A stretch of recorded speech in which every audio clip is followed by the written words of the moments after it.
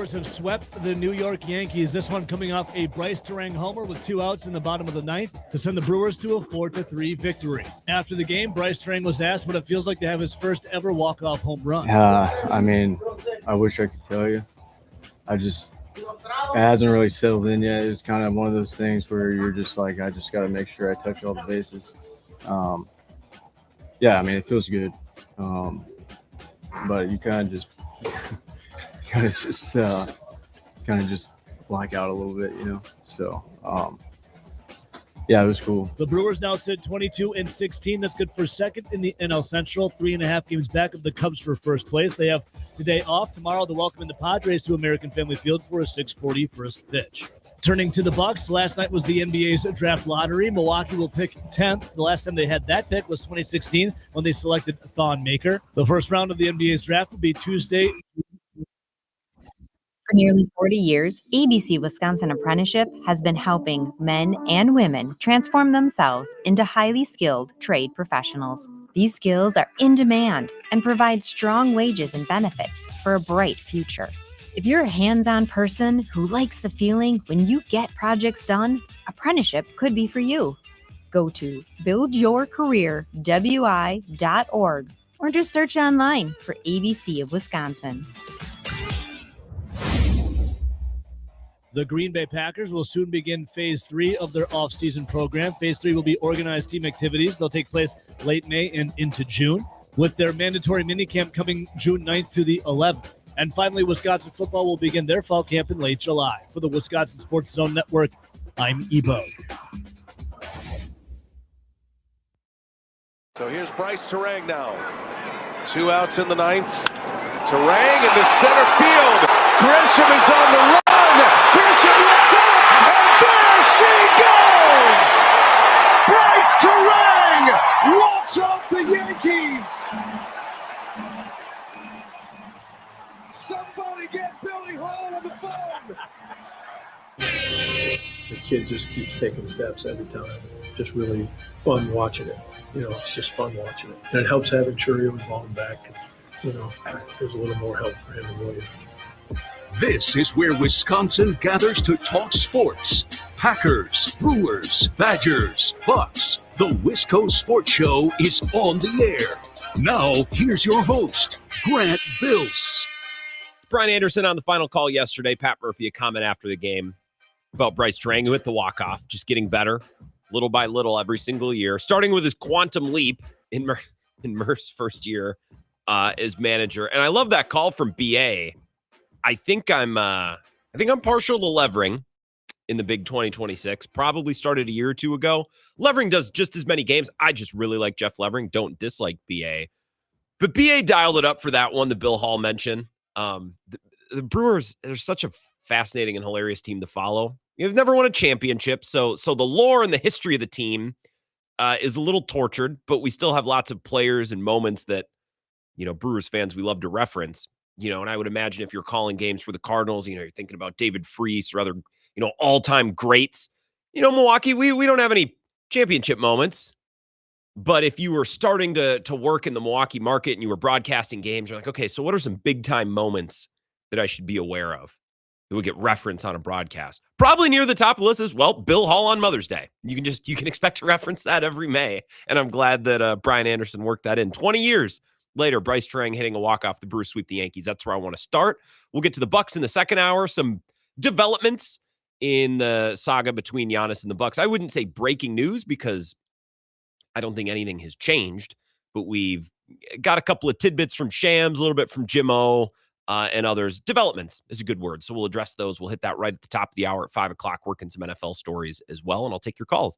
608-321-1670. If you'd like to join, you can call or text that number. And the live stream, up and running, always. If you want to watch, comment along, and go back and forth on the live stream with Clemhead Mike. I see Q, Tyler and Master. Mad Max always hanging out in the chat. Brett, who I saw at the Bill Michaels Open on Saturday, it was very fun. I hope those of you who were there shot well or at least had a good time. And, of course, had a good Mother's Day yesterday. Like I said, I want to start with the Brewers. And because I froze the computer before the show started, just give me a sec to pull up my notes. I was listening to the game yesterday. I had a nice Mother's Day lunch with my family. And I was driving home listening to the game, which is hard to beat on a sunny Sunday in May or in June. It's just a great way. If you're traveling for the weekend, you have a game to listen to on the way back. And as I was listening to the start of the game, I was starting to think, oh, okay, so, what's the angle for the talk show tomorrow? The Brewers had already won the series. They'd won 2 or 3. And I'm thinking, okay, if the Brewers win today, here's what we would talk about. If they lose today, here's what we would talk about. And my thought was, as the game was starting, well, even if they lose today, I think they've already done the job. They've won the series, especially against the Yankees. 2 big-time wins. They won the series. That's a win, right? That's a thumbs up. So when the Brewers win the first 2 games of a series, then they're going for the sweep. I try to go into that third game thinking, okay, if they get this one, it's great. But if they don't, I'm not going to lose my mind, and I'm not going to get mad. And I'm not going to hammer them on the talk show tomorrow. Probably. If the Brewers had lost a certain way yesterday, then maybe, I don't know, maybe we'd be critical tonight. But hard to be mad when they win 2 out of 3 over the Yankees, who've been playing as well and is winning at a high level as anybody in baseball. They'd probably done the job coming into yesterday, is my point, right? But after listening to the game and following the game yesterday and sitting on it for, I guess, a little bit less than about 24 hours since the game ended, I actually think there's a big difference between a series win and a sweep right now for this team. There might be lots of instances, over the course of a baseball season where a sweep is great, but winning 2 out of 3 is really good too. There might not be a huge difference. I wouldn't necessarily lead the show with it. I think for this Brewers team at this time in mid-May of 2026, in this division, the way that it's shaking out, the way the Cubs are playing, the way the Reds and the Pirates and the way the National League's been playing, the way this team has been going, and the way their season's gone so far. For this team at this moment in time of this season, I think there's a significant difference between a series win and a sweep. And I've been thinking about, what have we been discussing? What have we been talking about with the Brewers for the last couple of weeks? I think for the last 2 weeks, we've spent a good amount of time on this show saying things like, just get healthy, win series, tread water, win a couple more games than you lose. Just hang on until you get healthier, until the team starts to round into form. That gets you by. If you just win series, if you do the job, and if we're thinking about this weekend series, if you just win the first 2, take the series, that's going to get you by right now. But as we've said, if you're going to keep pace with the Cubs, who I think going into Friday had won 20 of 23, something like that. If you're going to keep pace with that team, which has shown that they have a really high gear, and you're going to be a factor in this division, which looks much improved compared to last season, at some point you got to find that stretch where you win 8 out of 10. Or 11 of 15, or 14 of 19, or whatever, right? We've had this conversation a bunch over the last couple of weeks. At some point, you're going to have to find a hot stretch. And we've been looking for any possible signs of that, right? Like that this team could be flammable or combustible when you watch. It's like, that's a team that could take off and win 8 of 10. That's a team that could win 15 of 20, because that's what I think they're going to need to do in order to be a factor in this division and to win it again. Because we've seen the Cubs play with a really, really high gear. Now, the Cubs, maybe that was their best stretch of the year, and they play 500 ball the rest of the way, and the Brewers just win series, and it's a very boring, methodical season. Maybe the Brewers win the division that way. I don't know.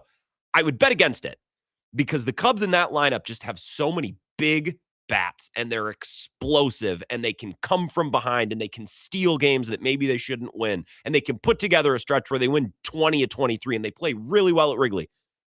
In order to be a factor in this division, and in order to chase down the Cubs and have a shot to win this thing again, you're going to need to be combustible, flammable. You need to be a team that can turn a couple of wins into a big, long, hot stretch over half a month.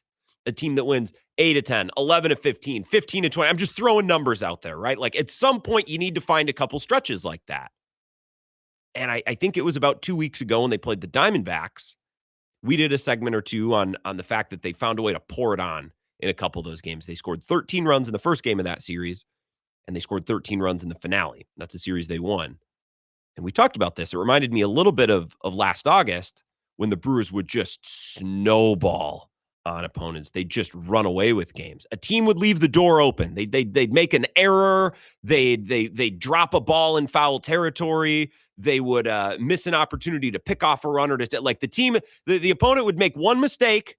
They'd leave the door just a little ajar in an inning, and then the Brewers would headshot them, and they'd put up 6 or 7 runs, and they'd run away with it. Like it was just a team that you just gave them a little spark, and they would turn into a bonfire. In an individual game basis, where they'd go for 6, 7, 8 runs in an inning and 13 runs in a game, and then of course they would turn that thing into a winning streak as well. They'd win 8 of 10, 11 of 15, something like that. So we've been looking for those signs. We've been looking for those things. And now back to yesterday, back to this series. I think the difference between a solid baseball team that wins more games than they lose, and a team that can totally catch fire, which is what we saw last year. And I think they're going to need to be a team that can catch fire in order to win this division. The difference between those two things is a solid series win and getting greedy and securing the sweep. Like that to me, that's an important difference for this team right now. If the rest of the division sucked and the Cardinals were as bad as they were supposed to be, and the Pirates look like they're still the Pirates, and they might be by the end of the year, but so far they've been improved, it looks like. And the Reds, if they still sucked, and the Cubs look like the same version of themselves the last couple of years where it's like, they should be better. What's going on there? If the rest of the division looked differently, then I maybe wouldn't feel this way. There's an alternate reality where we look around the division and say, no one's really that good. The Brewers just need to win series. They're the best team in the division. They could win the division that way. I don't think they can win the division that way this year. It's an important difference for this team in this season, just getting a nice solid series win and getting greedy and being able to secure the sweep. And that's what they did yesterday. And I think there's ways in which Pat Murphy can manage to occasionally get greedy. And there's little edges and advantages that the Brewers maybe haven't found, part of that due to the injuries in their lineup, that they can find and they can use to pick off an extra win or two every week. I was listening to Microbrew this morning, the Journal Sentinel podcast with JR and Kurt, who were both on the show over the last week and a half when Bill was out, because I was just recruiting anybody to come on the show and help me fill a little time. And JR and Kurt, in this weekend's episode, today's episode, I guess, dropped this morning, we're recapping the weekend series, and I think it was JR pointed out the fact that when the Brewers were up 4 or 5 to nothing or something like that on Friday night, and Miz is in the 6th, and it looks like, he might be losing it a little bit. There's a runner or two on base, and Aaron Ashby gets up in the pen. And they were able to get out of that inning. I think Mizorowski was able to get out of that inning, and they were able to keep going. I think Drohan came in. I think it's Drohan. I always say Drohan. Drohan came in and got the 3-inning save. That was able to save Aaron Ashby. So he was completely and totally fresh for Saturday. He was able to pitch and leverage, and they were able to win. And then yesterday, they don't win yesterday's game, I don't think, without Aaron Ashby. To just keep in striking distance, you hang around enough for Blake Perkins to get a big hit on Mother's Day, which was really cool, with him having lost his mother in the last year or so. And then just, again, keeping it at a tie game, keeping the game hanging in the balance. So one of your best players, Bryce Terang, who's turning into one of the better players in baseball, can just get a hold of one and steal you a game with a home run. Imagine that, a team that never hits home runs. You hit 1 or 2 home runs here and there. It's like, that can make a big difference. Yeah, but the reason that one solo shot was able to be the difference, the deciding factor in the game and the series, the difference between a nice, solid series win and a sweep, is Aaron Ashby not having to pitch on Friday, so he's able to pitch on Saturday and Sunday before the off day today to help you secure those wins. Like, it's those little things. It's the difference between an extra Aaron Ashby appearance on a Friday because Miz makes a mess or Drowan can't pitch 3 innings and get the long 3-inning save. Those are the little differences.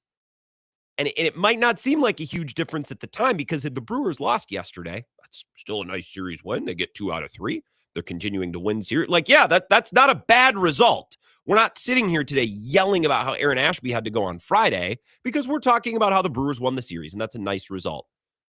But because Aaron Ashby didn't have to go on Friday, they're better positioned for Saturday and Sunday, which means when the series is coming to a head and they've already won the series, they're able to push a little bit harder with an off day coming to get greedy and to win and to sweep, which, again, for this team, that's a big deal. That's a big difference this time of year for this team, the way this division is shaking out. It's a little bit of a unique circumstance. We could get to July or we could get to August, and the Brewers could get a nice series win. They lose on Sunday, and I might come in on Monday and say, it's not a big deal. You won the series. That's all you needed. I think this team needs to find a way to get a little greedy, to get sweeps instead of series wins when they have the opportunity. And some days you might not have the opportunity.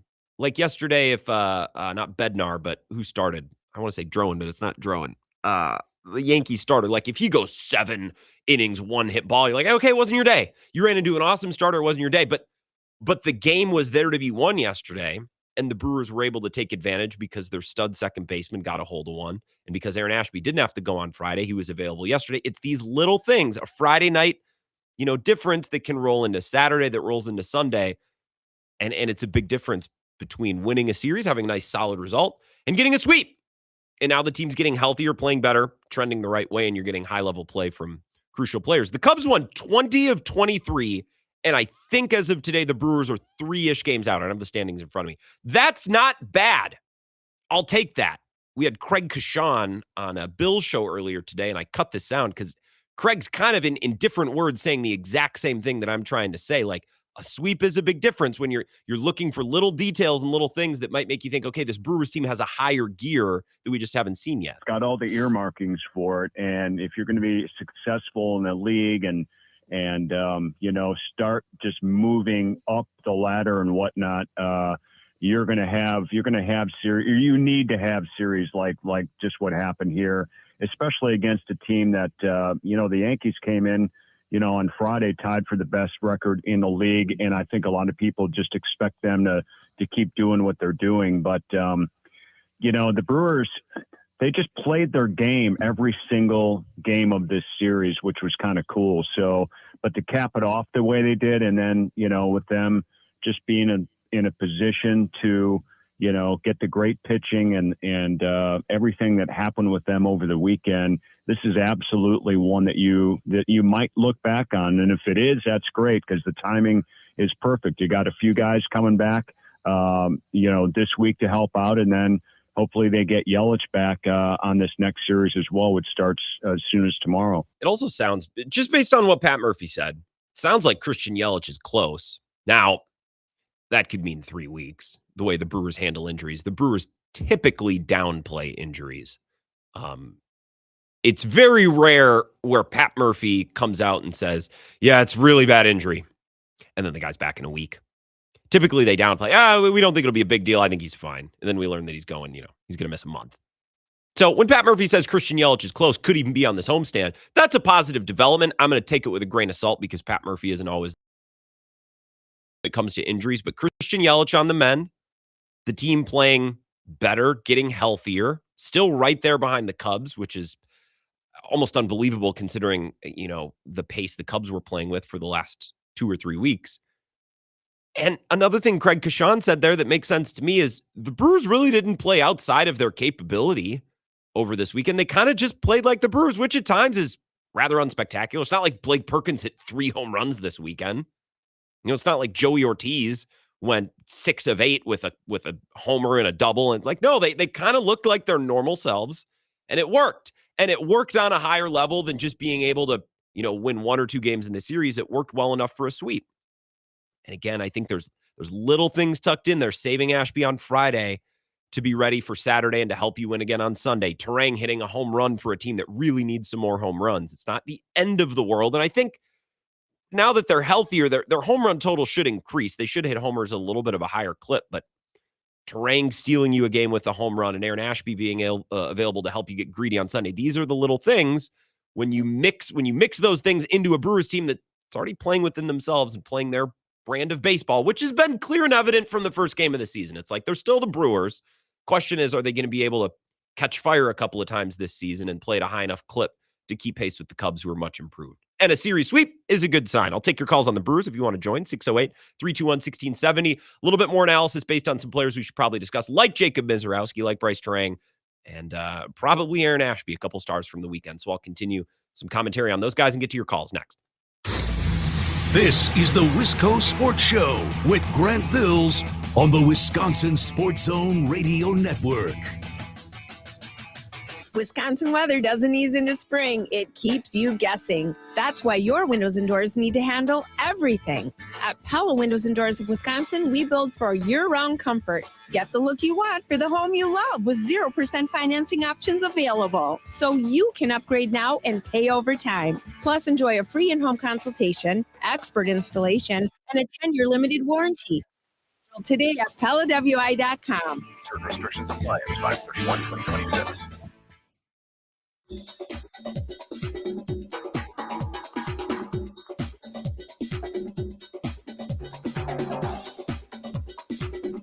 The Wisco Sports Show will resume in 3 minutes.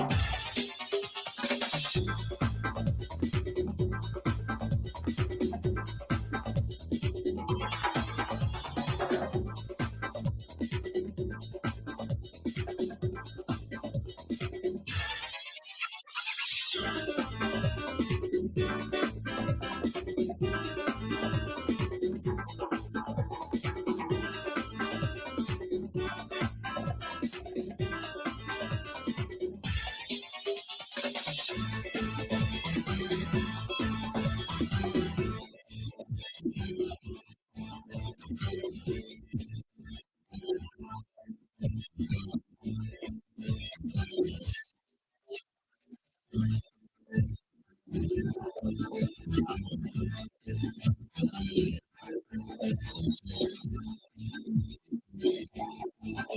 Wisco Sports Show will resume in 2 minutes.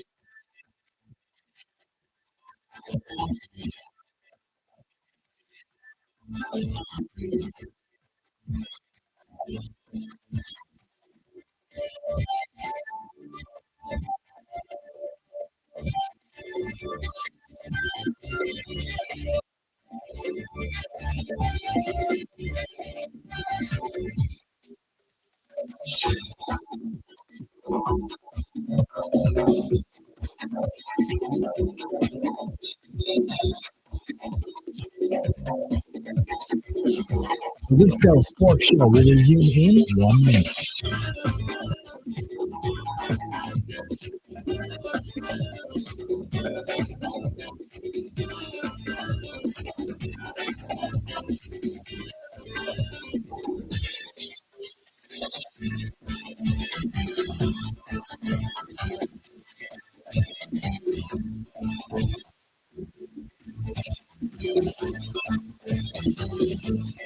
The Wisco Sports Show will resume in 30 seconds.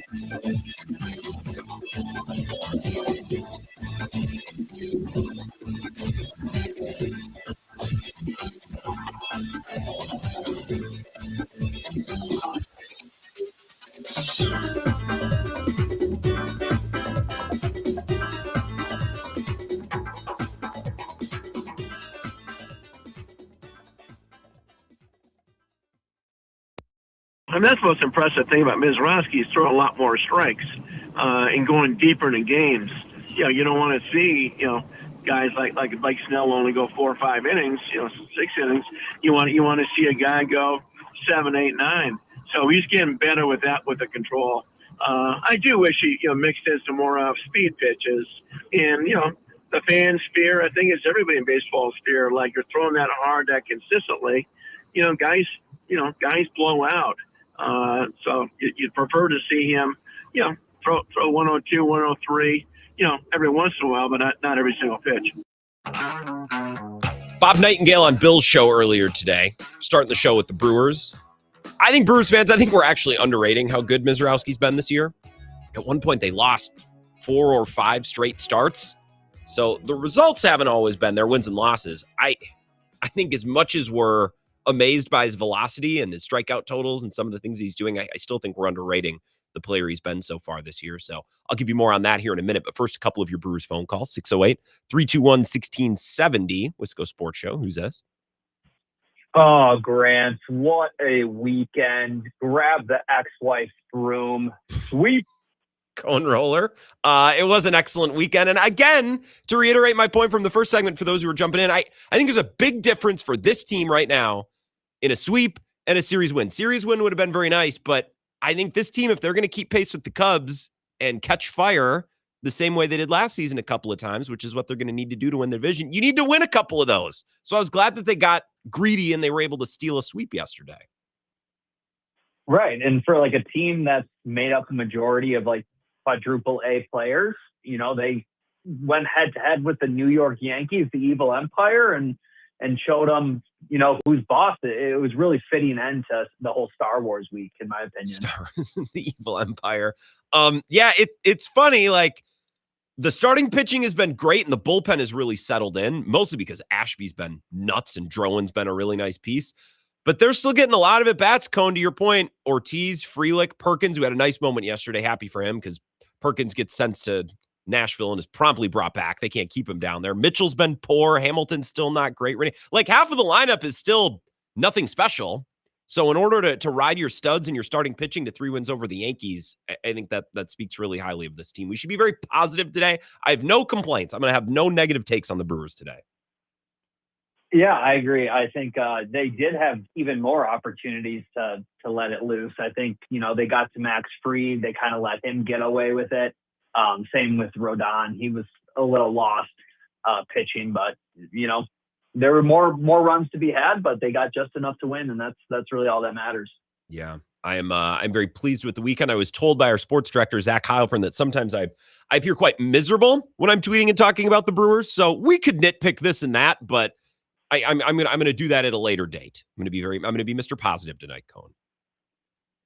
Perfect. If I guess we're kind of on ace watch for this Brewers team because there's a few guys, jawing for that position. I think right now you got to put Miz above Harrison. Although, Harrison only went 4 innings. He was a solid 4 innings. Bent, but didn't break. Did Harrison only pitch 4 on Saturday? So I wasn't as dialed in on Saturday. Did he only pitch 4 on Saturday? Is that right? Yeah. Interesting. I've been very pleased with Kyle.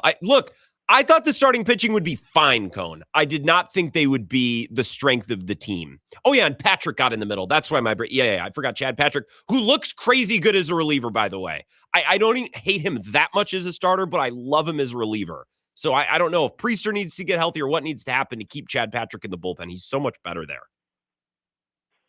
Yeah, I agree. He seems to find his groove, which is great to see. I think really, too, since getting rid of Freddie Peralta, if he was quote unquote our ace, I'd rather have a few wild cards that can be an ace on any given day. Miz, Harrison, take the good with the bad. So would you say you'd trade one ace for a couple of jokers? Exactly. I do enjoy your analogy. Couple wild cards. Wild card, baby. Appreciate it, Cone. I'm going to get you another caller. Have a good one, Grant. Cone has been a little Scott Boras-ish in his turn of phrase. What did he say on Friday about Matthew Golden? What did he say? Pressure makes diamonds, but I'm not so sure about gold. God. Dude's turning into Scott Boras. 608-321-1670. One more call here. Wisco Sports Show. Who's this? Happy Monday, Grant. How we living? Good evening, Vagabond John. I'm well. Nice to hear your voice. Your Aaron Ashby stock, I was trying to think of a real world stock that might apply. It's not GameStop, right? Aaron Ashby wasn't that much of a meme, right? No. But certainly a stock that most sold, but the smart ones held. So maybe Tesla and everything Elon did, somewhere back in that middle range when things started to go haywire. Maybe Amazon. Before their video services really took off and the stock really went wild. But your Aaron Ashby stock's looking pretty good these days. What do you think? What did Warren Buffett say? When others panic, that's when you should. What's his? I always see this on Twitter. When others panic, you should something or other. I don't know. It's just I'm a bit of a Warren Buffett. Not in a way that can make me any money, but I can ultimately be right about Aaron Ashby. I wonder, Vagabond John, they paid him so early. They paid him like Freddie. Maybe those years they overpaid for him was a bit of a silver lining because maybe if he wasn't due that money, the Brewers wouldn't have been so compelled to be patient and to wait with him because he went through that nasty shoulder injury. It paid off. I wonder if they weren't on the hook for his contract, if they would have been patient and maybe they wouldn't be reaping these rewards right now. Yeah, and I don't know about Warren. There's only room for one Buffett in my life, and it's certainly Warren did not make that cut. Hey, quick question for the research department. When we turned the calendar from April to May, there was much to do about this is the first time ever in the NL that one division entirely was above 500. Mm-hmm. Well, now we're halfway through May or approaching halfway point of May, and the bottom team is still 3 games above 500. I think Pittsburgh and the Reds are both down there tied for that spot. There's definitely never been a division to make it till June above 500, right? At some point, we got to start playing each other, or what's going on here, Grant? Is the NL Central that good? I can't figure it out. So Vagabond, I appreciate it. This actually seems like this would be up your alley, where it's all these teams have good records, but that's only because, you're Mr. Wet Blanket. Yeah, the NFC North's great. Is it so great? They're all playing the AFC South. I don't know that there's been a ton of divisional play. The Reds won every game until they started playing the Cubs, and then the Cubs stuffed it down their throat. The Brewers have played the Pirates and the Cardinals, but they split with the Cardinals. I think they might have lost 2 or 3 to the Pirates. I guess my point is I would imagine if you go and look at the schedule of these players, there's been a lot of interleague play early on, and the American League's been pretty weak. So I don't know that all of these teams are going to be over 500, for a majority of the season. But I think the way the schedule is balanced, and I don't think the Cardinals will play this well as the rest of the year goes. We talked to I almost said Warren Buffett, Bob Nightingale earlier today on Bill's show, and he's like, yeah, I still don't really buy the Cardinals. They're playing out over their skis. So it's a mix of a bunch of the teams in the Central starting well or even punching above their weight and not having to play each other and getting to feast on the American League, which is weak. And then, the Brewers get to play the Yankees and they find it for a weekend in a way that they hadn't when they were playing the Nationals or whatever. You know what I mean? So I think the division's good, but I think there's some scheduling quirks, which normally the scheduling quirks are your forte, Vagabond. So I'm surprised that you left this to me. But then again, baseball is not your forte. So if this is college football, you probably would have sent in a spreadsheet of this information. By the way, Warren Buffett said, be fearful when others are greedy and greedy when others are fearful.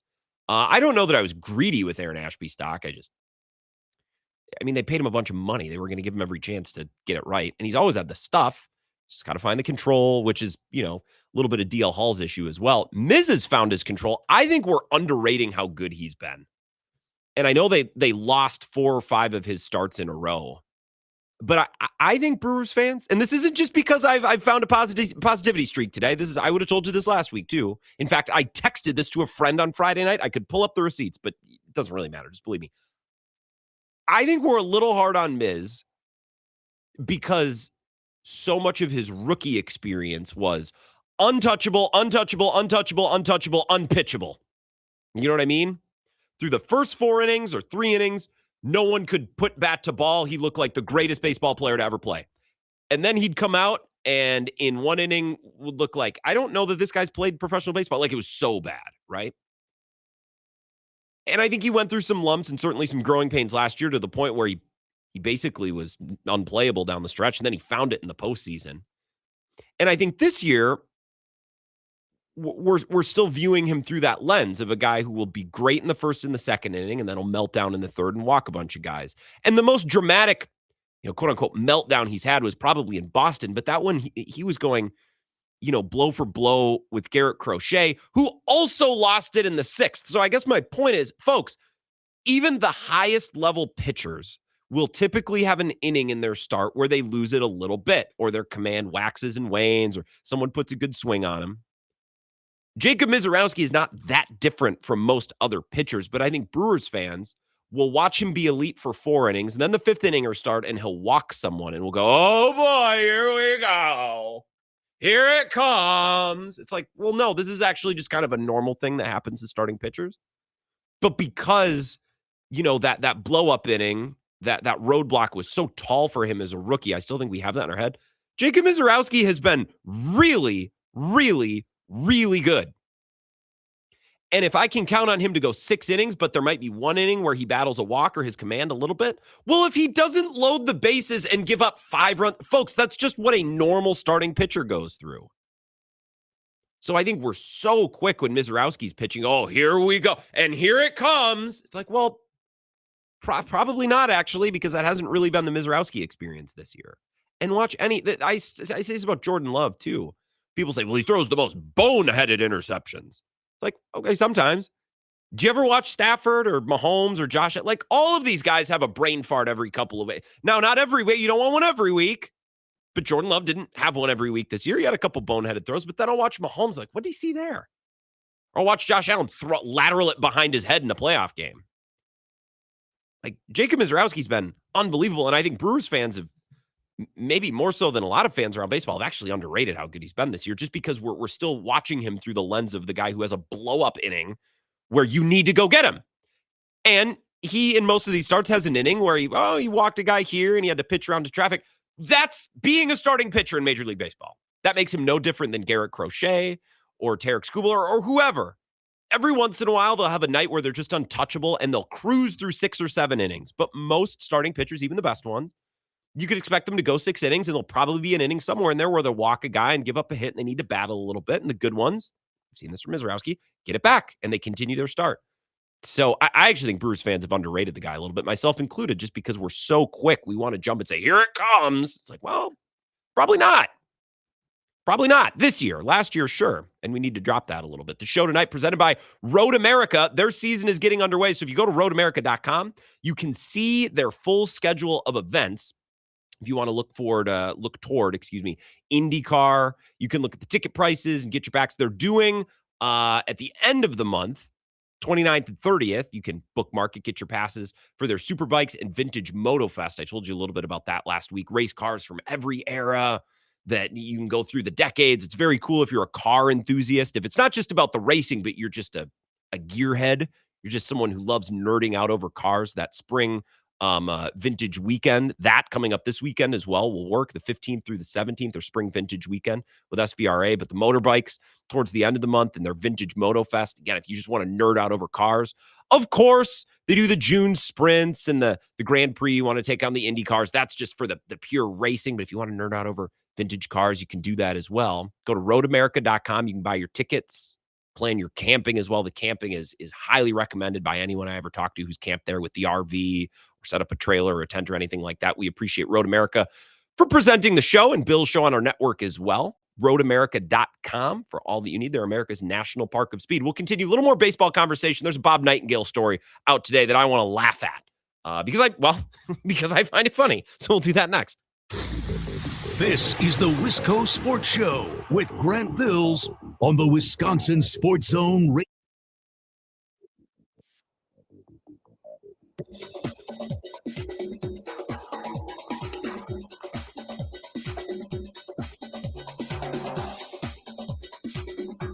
The Wisco Sports Show will resume in 5 minutes.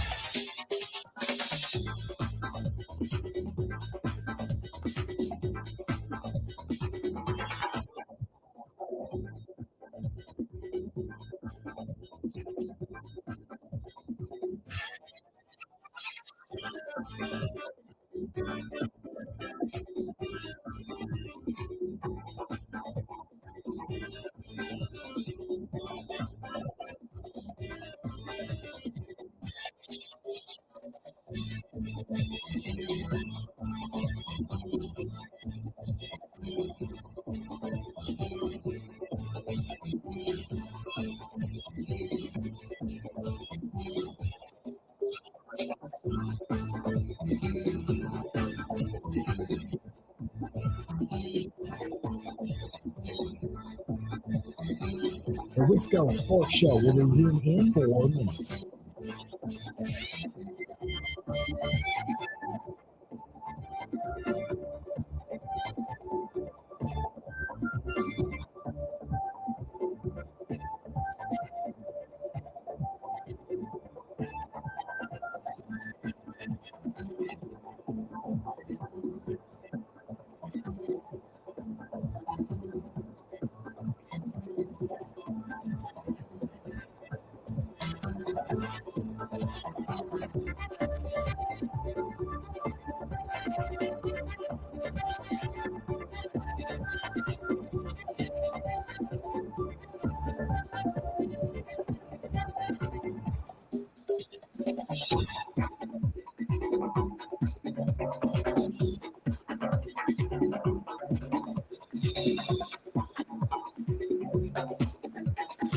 The Wisco Sports Show will resume in 3 minutes.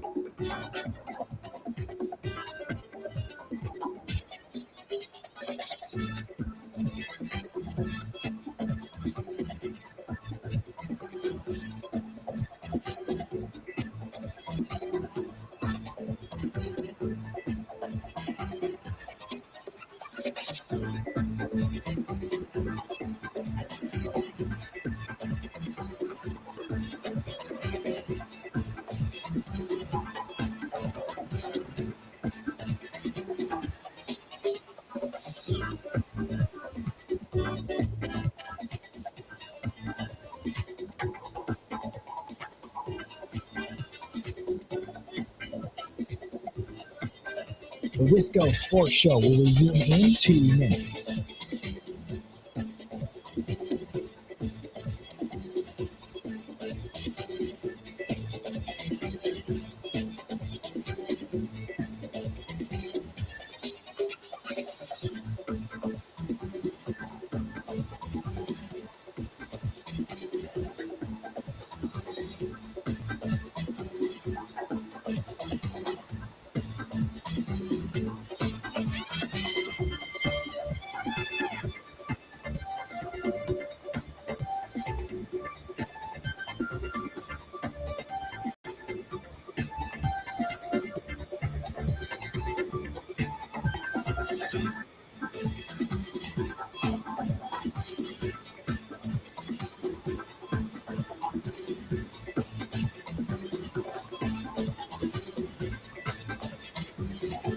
Wisco Sports Show will resume in 1 minute.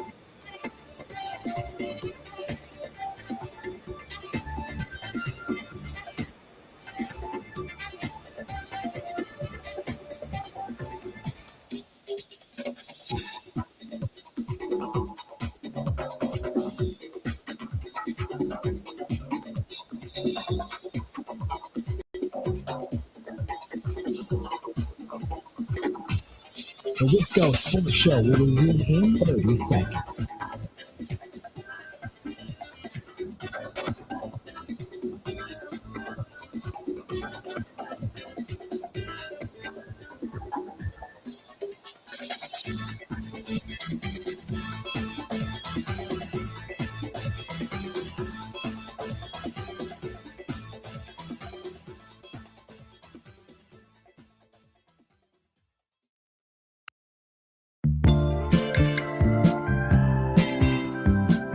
Wisco Sports Show beginning with baseball tonight. Want to get to the Giannis developments at 5 o'clock after we get an update from, I believe Ebo's on the updates this week. I love a little evening Ebo. I think Zach's on vacation all this week, which I assume means he's not doing the updates. If he's on vacation, you better not be doing the updates.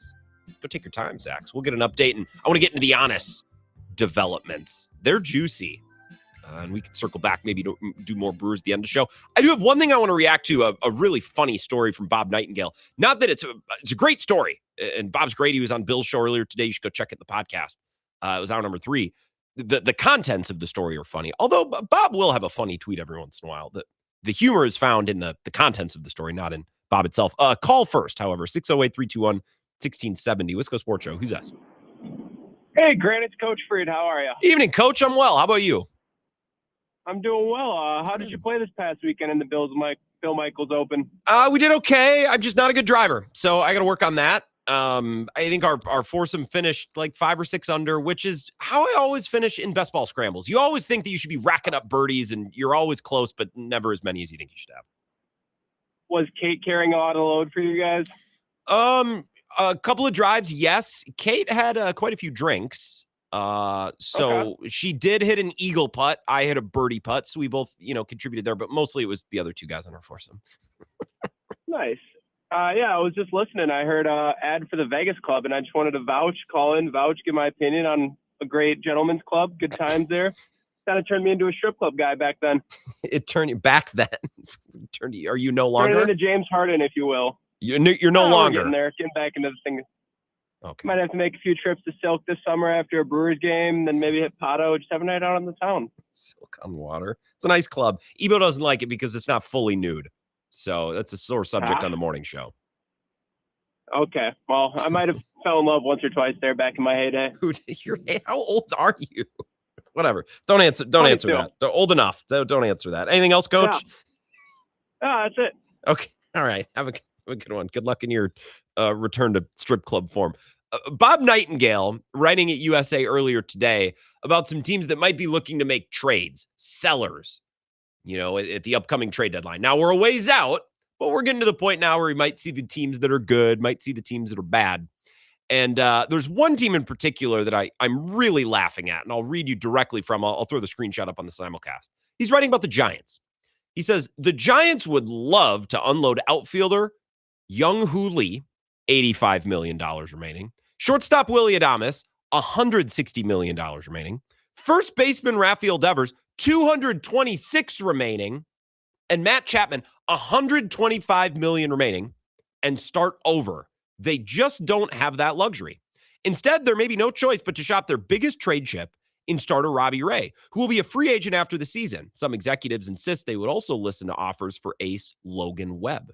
Yet it's highly unlikely that the Giants would move him, considering that he's a premier starter with 3 years remaining on a reasonable 5-year, $90 million contract. Quote from an executive, they've got an old team that's underachieving and a lot of money on their books, one executive said. They've had to listen on Webb. It makes too much sense. Okay, I've pulled out my calculator here. I just want to make sure, because that first paragraph from Bob Nightingale is a doozy when he's talking about the contracts they want to get rid of. And there's 4 players, Young-Hoo Lee, Willy Adames, Rafi Devers, and Matt Chapman. And the 4 of them combined are making just under, or set to make just under, $600 million. $600 million remaining on their contracts. 85 for Young-Hoo Lee, 161 for Willie Adames, 226 for Devers. Yikes! And Matt Chapman, 125. So the Giants are like, this is what they're announcing to the world. Hey, we'd love to move off these guys. They all have to still make a combined $600 million. But if anybody wants them, we'd love to sell them. Anybody wants fat Rafi Devers? Here's why this story makes me laugh. Specifically with the Rafi Devers trade, okay? The Red Sox traded Rafi Devers last year to the San Francisco Giants, and it was a little bit of a mess because the Red Sox had just signed Bregman, and Devers was pissed because he wanted to play third, and the Red Sox wanted to move him, and it was just kind of a cluster. So the Red Sox traded him away, and a lot of the fans and media said, well, you guys acquired Bregman without really making a plan for Devers, and now it's a mess, so you got to sell Devers in a trade that really didn't net them much. The net got them righty Jordan Hicks, lefty Kyle Harrison, and a pair of prospects and outfielder James Tibbs, who is the Giants' number 4 prospect at the time, and righty Jose Bello. I assume it's Bello. It could be Bello. So you know a couple of those names because the Brewers acquired one of them later on down the road, Kyle Harrison. More on that in a sec. So the Red Sox basically traded away Rafi Devers, and at the time, maybe like $300 million worth of remaining salary. Now it's down to like $225, so maybe like $280 remaining. I don't know how much he makes a year, but the $226 remaining plus $40 million, maybe $25 million. I don't know. So the Red Sox dump all that salary, and they get Jordan Hicks, Kyle Harrison, the Giants' number 4 prospect, James Tibbs, and righty Jose Bello. Now, Brewers fans, we're pragmatic. I'd like to think. We have to be because our team has no money. If you make no money, you get pretty good at stretching your dollar. You're efficient with your spending. The Brewers have no money. So we're pretty pragmatic. If the Brewers traded away that guy on that contract, we would probably say, and maybe this is a problem, maybe because we're worrying about our owner's money and we shouldn't be, but I would probably look at that and say, okay, you got off a little less than 300, probably about 250, 260. You got 260 off your books. You got a starter with upside, Kyle Harrison, and this James Tibbs fella, who's the Giants' number 4 prospect.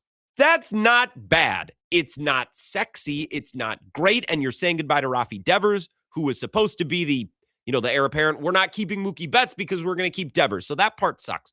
But the Red Sox, I think in hindsight, that trade is not that bad. The problem is for the Red Sox is for whatever reason, then they turned around and dealt the 2 best players in that deal, Kyle Harrison, to the Brewers because they wanted Caleb Durbin. And I swear, I can see no other reason that the Red Sox would target and acquire Caleb Durbin other than to say, he almost won Rookie of the Year. Guys, we got to get this guy. We need a third baseman. And he almost just won Rookie of the Year. There's no other, unless the Red Sox were celebrating that, there's no other reason that you would look to target Caleb Durbin in any meaningful way. So I got to think the slaps in that front office are like, well, there's a third baseman who's available, and he almost just won Rookie of the Year. And he's on a good team. So targeting Caleb Durbin is one thing, but giving up Kyle Harrison, who's a pitcher with upside that you acquired in the Devers trade, is another thing. Just unspeakably bad trade for the Red Sox, but maybe not as bad as what they did with James Tibbs, who again was the best ranking prospect, the number 4 prospect that they got back from the Giants in return for Rafi Devers. James Tibbs, they flip to the Dodgers for Dustin May. You know Dustin May. He was good once upon a time, a long time ago. That was before a big-time injury in 2024. And when I say a long time ago, I mean like the pandemic. He was okay. And he looks like he was pretty good in 2023 anyways. I'm looking at his StatCast. The Boston Red Sox send James Tibbs, who is the number 4 prospect in the Giants trade, in their system, flips him to Los Angeles for Dustin May, who comes in. He appears in 5 games, has a whip of almost 1.7 and an ERA just shy of 5.5.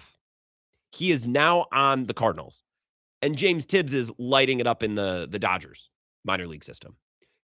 Here's a life lesson. I was thinking about this in my drive in this morning. In life and in sports, but let's just say in sports, but I think this is true in life too. When other people are making deals, when you think dumb people are making deals, see if you can involve yourself. You know what I mean?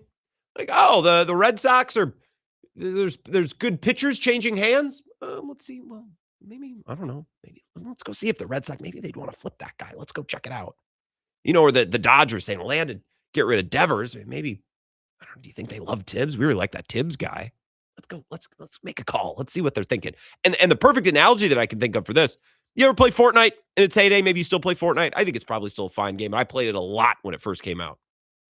And I would watch some streamers too, because it's a fun game to watch. And this was in college during the pandemic. I didn't have F all to do. So I was watching streamers. There's a strategy that became very popular. It's probably still popular in Warzone for you sickos who play that.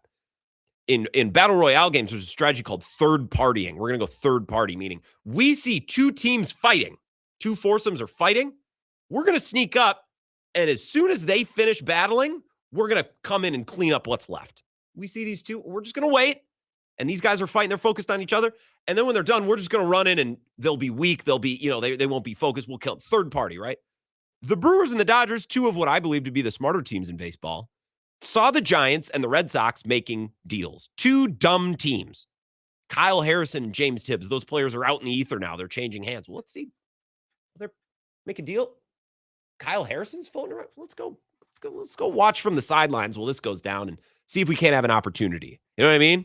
Like, let's see. Let's just watch. We'll jump in if we get a chance. And I think the Dodgers and the Brewers both did that. They're like, oh, two dumb teams making trades. Just looking over the bushes from next door.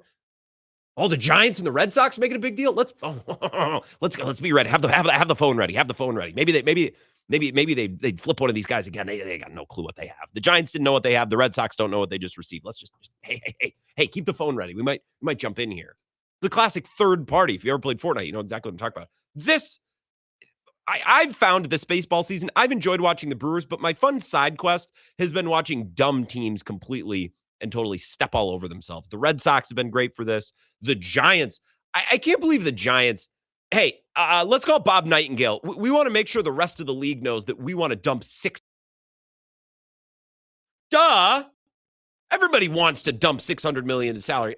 I mean, we'll trade you Adames and Chapman if you want. It's like, no, no, that's okay. That's okay. No, not even if you give us Robbie Ray. No. You can keep him too. Dumb teams. A little bit late for a break. Sorry, I rambled there. We'll wrap up the first hour next. This is the Wisco Sports Show with Grant Bills on the Wisconsin Sports Zone Radio Network.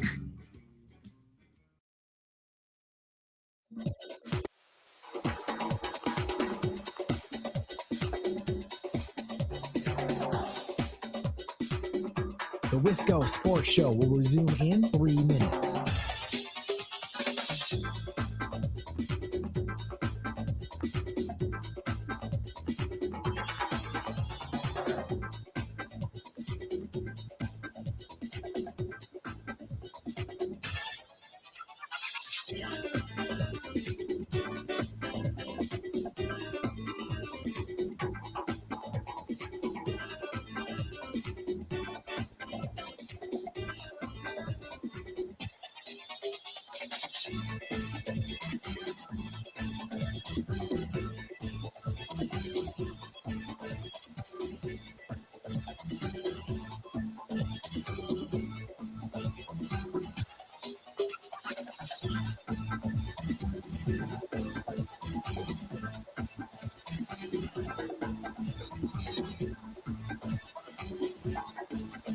The Wisco Sports Show will resume in 2 minutes.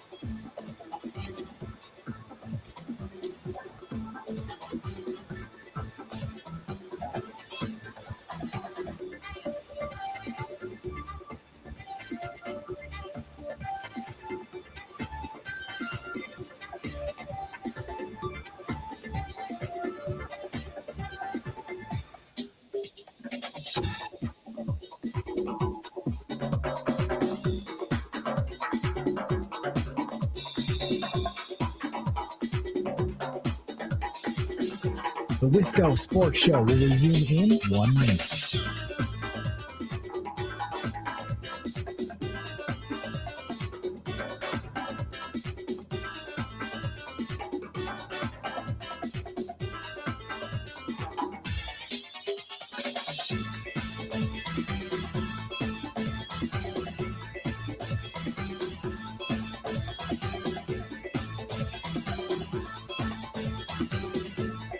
The Wisco Sports Show will resume in 30 seconds.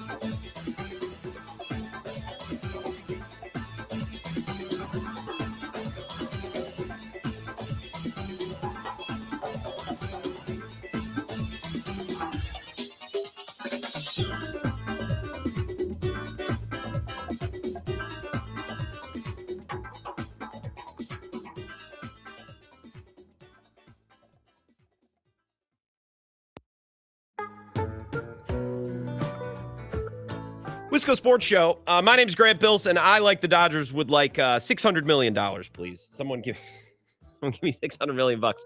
Thank you to the callers who sat through the break. We got about 2 minutes here. Let's get a call in. 608-321-1670. Wisco Sports Show. Who's this? Well, things ain't always what they seem, so wake up, Grant. It's Mad Max in the tunnels under Racine. Mad Max, what's going on? Sorry to rush you. We got about 2 good minutes here. What's up? Yeah, no worries. Yeah, just my voice is a lot better than this morning. I was kind of battling a bioweapon, and the cabal's been trying to censor me by going after my voice. But drank some tea and some other good stuff today, and I'm feeling better. But I've got to say, the Brewers' performance over the weekend really kept me going today. It's just crazy how everything seems to work out. We think that they're going to regress. We traded Freddie Peralta. We're still dealing with Joey 0 for 4 tees and Sal 0 for Frelick in the lineup every night.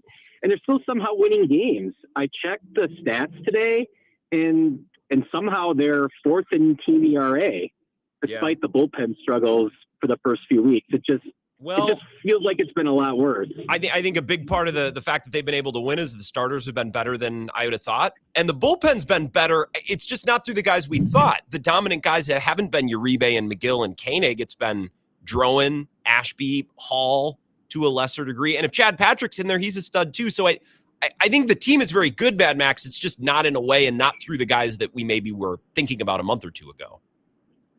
Yeah, I think I got to eat crow on Ashby. I mean, he's proven me wrong so far this year. And DL Hall's starting to get there too. But even though DL Hall, the results in general have been pretty good, he's still not enjoyable to watch. I know you agree with that.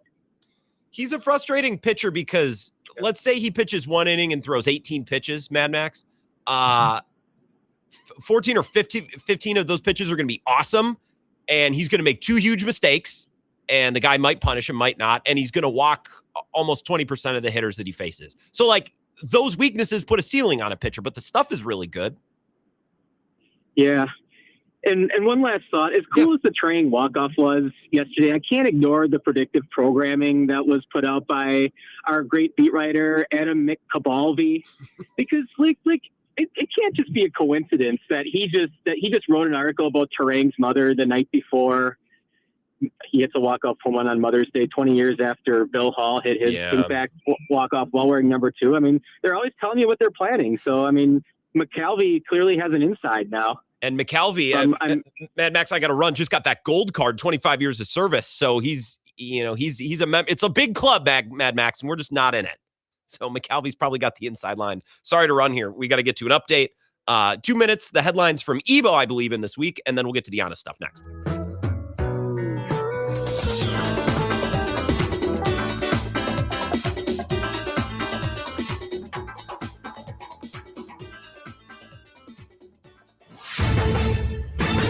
This is a Wisconsin Sports Zone update. Well, after a walk-off home run, the first of his career from Bryce Terang, the Brewers would sweep the Yankees yesterday 4-3. Milwaukee has now won 4 in a row. They're second in the NL Central, sitting at 22-16, 3.5 games behind the Cubs for first place. Manager Pat Murphy was asked with their injuries what the series sweep of the Yankees meant for them. Pitching staff, it doesn't go unnoticed. Those guys. You got Harrison, never been a full-time guy in the big leagues. You got Chad Patrick, first time in the pen. DL Hall emerging as a leverage guy, and what Ashby's done is amazing. So if you think about it, that's pitching that was against that lineup. The best record in baseball.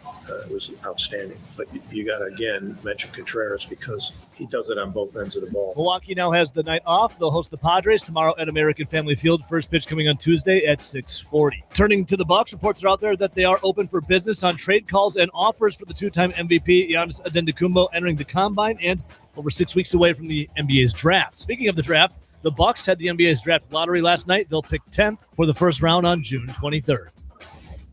For nearly 40 years, ABC Wisconsin Apprenticeship has been helping men and women transform themselves into highly skilled trade professionals. These skills are in demand and provide strong wages and benefits for a bright future. If you're a hands-on person who likes the feeling when you get projects done, apprenticeship could be for you. Go to buildyourcareerwi.org or just search online for ABC of Wisconsin. The Green Bay Packers are in phase 2 of their offseason program that will run all the way up till May 24th. Then Packers OTAs and minicamp will begin May 26th till June 18th. Now, the only mandatory part of camp will be the minicamp from June 9th to the 11th. For the Wisconsin Sports Zone Network, I'm Ebo. League and team sources tell me that the Milwaukee Bucks are officially open for business on all trades and calls. Offers for Giannis Antetokounmpo, the two-time MVP, entering the draft combine this week and over the next 6 weeks before the NBA draft. This has been a 12-month-long saga between Giannis and the Bucks, but co-owner in Milwaukee, Jimmy Haslam, last week said that this will either end in a long-term commitment from Giannis or a trade elsewhere before the June 23rd NBA draft. And this all surrounds one very important element. Giannis has made it clear for a period of months now that he believes the time has come for both sides to move on, to part ways. The Bucks have resisted over the last calendar year a trade, believing that they can still win and compete with Giannis, but that's depleted their asset base, their talent on their team, and now they are in a reality where they will be listening. They are fully open for business. And as far as Giannis' stance on the fact that he believes the time has come to part ways, I'm told nothing has changed. So now the conversation will turn to where does he want to be long-term? Where will he commit long-term? Because an important note, he only has one guaranteed year left on his deal that gives him significant sway and power over his future. Giannis has brought Milwaukee its second championship. He's a phenomenal player, and we will do what's best for Giannis and what's best for the organization. But we'll work through that with Giannis in the coming weeks. This is where Wisconsin gathers to talk sports. Packers, Brewers, Badgers, Bucks. The Wisco Sports Show is on the air. Now, here's your host, Grant Bills.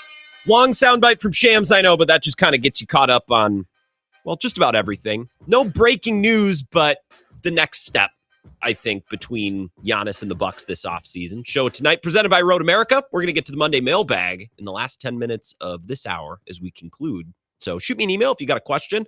That's kind of our fun grab-ass segment. You know, current events, breaking news, whatever. You can email me on whatever. GrantBills21@gmail.com. Bills is Bilse. I want to address what's going on with the Bucks and what's going on with Giannis. So we got a story today from Shams. What time did he tweet this out? Tweeted this out 5 hours ago, so 11:35 in the morning. It says the Milwaukee Bucks are open for business on trade calls and offers for two-time MVP Giannis Antetokounmpo entering the NBA Combine and over 6 weeks away from the draft, sources tell ESPN. Now, the first step that I saw every Bucks fan on the internet take was to go comb through this story and see if there was actually anything new. And then you don't really find anything new. And you say, it's just more of the same. It's Shams slop. It's Giannis slop. It's just another headline. It's just another clickbait. And look, part of that is these insiders and these authors, I mean, they do have to post stories, even if there's not anything crazy and new and earth-shattering. So I'm not here to tell you that insiders and authors don't just occasionally post things just because, well, it's a slow day. I'm going to work up something just, to drive some clicks. I'm not going to lie and make up news. Just, not going to post anything earth-shattering here. Just going to, post a story. So Bucks fans, anytime Shams posts something like this, comb through the story. There's nothing new in here. There's nothing new. There's nothing new. There's nothing new. The point of this to me is not if there's anything new or not. The point to me is this was posted, this was put in the news today, I think because the Bucks want it in the news today. Because they want to kind of echo and they want to yell out to the world like, hey, keep the offers coming. Some of you have reached out and given us your offer, and we thank you. If anyone else would like to call us, If anyone else, up the ante a little bit, maybe blow our skirt up over here. Just reminding you again. I know you all already know this, but we're listening. We're open for business. Hey, over here. It's not that the Bucks called up Shams and said, hey, we have a bunch of new bits of information for you. Although there's a thing or two in the story, and we can get to that in a sec. I think more of the point is Shams, update, Bucks, listening, taking calls, open for business. This to me is the Bucks signaling to the world, we are listening. Give us a call. Hit our line. We've gotten some offers. They're not good enough. Keep trying. Keep pushing. Up the ante. Throw in another draft pick. Blow our skirt up. Really amaze us. Give us an offer we can't refuse. That's to me what this is today. And if you hate Shams and you don't want to do it, well, then go read Jim O. I was reading him at the Journal Sentinel earlier today. He's got some scoops that are a little bit different. He's more writing about teams around the league that would be interested. He wrote at the Journal Sentinel, multiple league sources tell the JS that while 29 other teams would, of course, be interested in Antetokounmpo, there may be about 10 teams that could truly make a run at the two-time MVP. Heading into the trade deadline, team sources maintained to the Journal Sentinel that any potential deal for the star would require everything in terms of young players and future draft assets. If the Bucks maintain such a firm stance on a big return, it might be more indicative of the team's willingness to continue to retool around the star. Many teams leaked their offers or their interest to the Bucks following the trade deadline, and several more suitors were revealed after the season. Horst typically keeps major deals very, very quiet, however, so it's fair to wonder which teams might truly have a chance. And then he gives you a rundown. Jim has a really good breakdown, so read it at the Journal Sentinel. But there's some interesting things that are saying, hey, some teams reached out at the deadline and just kind of said, hey, here's what we were prepared to offer. We were interested, just, an open dialogue between the teams and between the Bucks. But the Sham story to me today is, look at the timing. The draft lottery was yesterday. So the teams in the lottery, including the Bucks, were going to pick 10th. And we haven't talked about that yet just because I don't know that that's that noteworthy. They didn't lose their pick and they didn't vault way up to the top.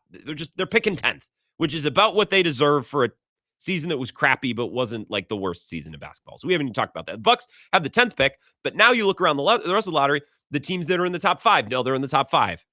Teams like the Hawks, or I guess more specifically the Heat, or others, they kind of know where they stand. We crossed a touch point yesterday or a signpost yesterday. Now all these teams know where they're picking. So teams are starting to gear towards their draft. They're making their draft plans. And less than 24 hours after that, the Bucks just reminding everyone, we're listing. Give us a call. Blow us away. Call us for a meet. Want to meet? I hate that email. You get that on your work email server, and there's always a link at the bottom. Want to meet? And there's a Zoom. You can schedule a meeting. No, I don't want to meet. I work in the same building as you. If we're meeting, just shoot me. I'll come down to your office. Hate Zoom meetings. I'm on a Zoom meeting with Bill for 4 hours a day. I'm zoomed out. But the Bucks are basically telling the rest of the league, hey, want to meet? Want to give us a call? Just, hey, Shams, can you just remind everyone, please? Just let everyone know one more time. Just, hey, we're listening. Which is maybe also a sign. It's like, we need to up the offers. The offers have been good. These are good starting offers. These are good bids. We need to kick in a little bit more. This is another interesting part from the Shams article today. At least I found it interesting. Sunday's draft lottery was the first touchstone of the offseason. Multiple teams expected to pursue Antetokounmpo this offseason, such as Golden State and the Miami Heat, received their lottery picks to solidify potential offers. So that's what I'm saying. If you're the Warriors or the Heat, the Warriors learned that they're picking number 11, and the Heat learned that they're picking number 13. So now if the Heat or the Warriors are really trying to gather assets and put together a dossier, if you will, for the Bucks, now they know, okay, well, we have pick number 11. Or the Heat, now we know we have pick 13. I don't know that the Heat are going to have enough. We'll see. The Heat feel a bit light if the Bucks truly are just opening this up to everybody. Now, this next paragraph is interesting. This is more interesting on just a broad NBA level, not just for the Bucks. It says the NBA playoffs represent another landmark point for the Antetokounmpo sweepstakes. Sources said postseason teams such as the Minnesota Timberwolves, Cleveland Cavaliers, Boston Celtics, the Knicks, and the Los Angeles Lakers pursued Antetokounmpo at the February deadline, and their finishes to the campaign will play a major factor in their aggressiveness to trade for him. So this is something that I've been bringing this up for a week or two. It's like, I think this postseason so far has proceeded how the Bucks would want it to go. We want teams with high expectations and championship aspirations to come up short. We want some of these teams that are close to fail. So they feel like they have to push more chips into the middle of the table and go after someone like Giannis. And the more teams that fail and the more championship, aspiring teams come up short, the more robust the market and the more the Timberwolves or the Cavs or the Celtics have to spend. I think the Celtics are a fascinating case. They were the number 2 seed. I think Joe Mazzulla is probably going to win Coach of the Year. If that hasn't been decided already, I think he's a great case for Coach of the Year. If it's not is it Bickerstaff up in Detroit? Brad Stevens won Executive of the Year. Just a massive, what a successful year for the Celtics. And they kind of got embarrassed in the first round. That's good. We want teams that get embarrassed. The Celtics, if they're embarrassed, that means that maybe they get desperate. Maybe they overpay for Giannis. Same with the Cavs. The Cleveland Cavaliers have been, we drafted Mobley and we acquired Harden and we've been shifting guys around. And maybe the Cavs decide, if not now, it's never going to happen. Evan Mobley and all of our young picks and players for Giannis, something like that. So I agree that as Shams writes, the NBA playoffs represent another landmark point. These teams' finishes to their campaign will play a major factor in the aggressiveness to trade for Giannis. The one thing that interests me, and circle it, and again, this is a more interesting topic on a much larger NBA scale and level, the Boston Celtics pursuing Giannis at the trade deadline. And there's been noise that the Celtics, they really like Giannis. They fancy themselves a destination for Giannis. But to know that the Celtics wanted to trade for him at the trade deadline in the middle of their season, that's a little different. It's another to know, well, the Celtics really like him. They'd love to try to trade for him. That's one thing. Or the Celtics made a call in the offseason on Giannis. That's one thing. To know that they aggressively pursued him at the deadline is another, because that was a team in the middle of a season that saw them near the top of the Eastern Conference. And I believe when the postseason started, Vegas had them as the favorites or close to it to make it out of the East. So that was a team with a championship run possibility with potential. And at the deadline, Brad Stevens is calling up John Horst to sniff around Giannis. Now, we don't know this for sure, but you'd have to guess that if Brad Stevens was doing that, then Jaylen Brown was a piece that was discussed. Because I don't know if Brad Stevens would call Milwaukee and say, like, Derek White, Peyton Pritchard, who else makes money on that team? I don't even know. And a bunch of picks. Like, I don't think that Brad Stevens could reasonably call the Bucks and try to acquire Giannis for a package that didn't include Jaylen Brown. Now, maybe he did, but I don't think that's the way people are going to read it. People are going to read this as Brad Stevens called in the middle of a season that saw Jaylen Brown get MVP votes and put Jaylen Brown on the block to try to get Giannis, just like Jaylen Brown was on the block for Kevin Durant, just like Jaylen Brown was put on the block or talked about being on the block for Jimmy Butler or Kawhi Leonard. He's always been that guy.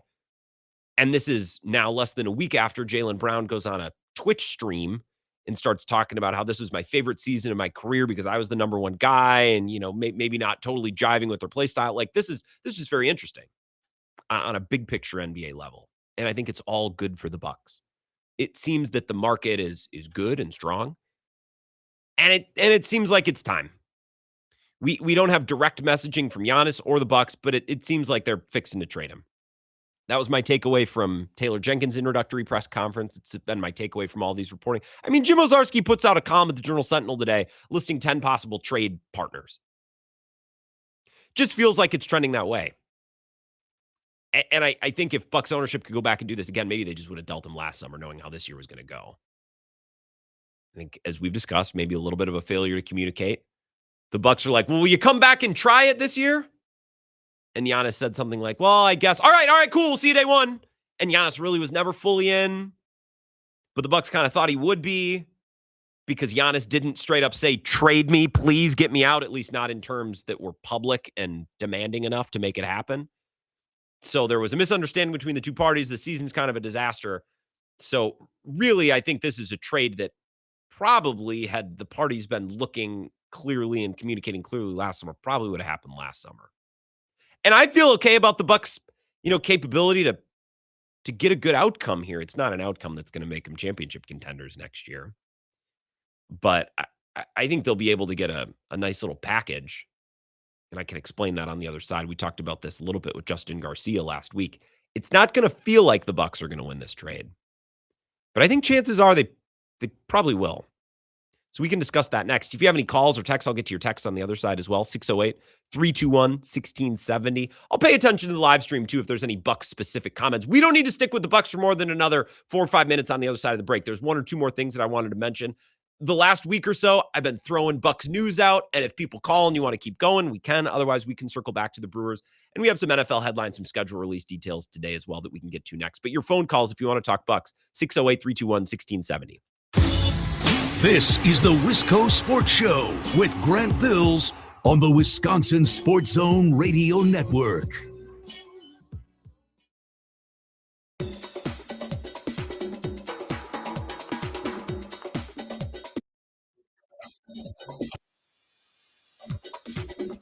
The Wisco Sports Show will resume in 3 minutes.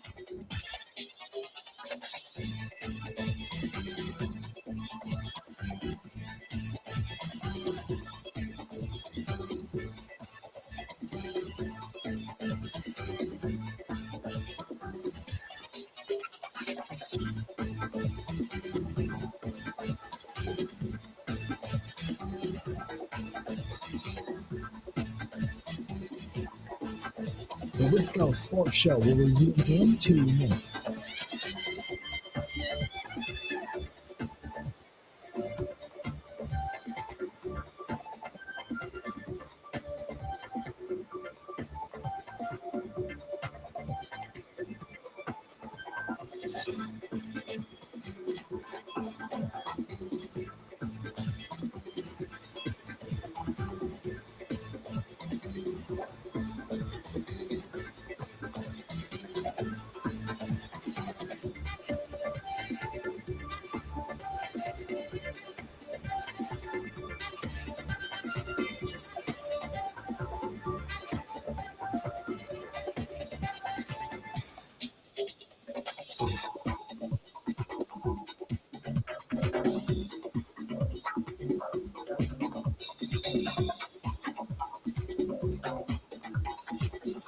The Wisco Sports Show will resume in 1 minute.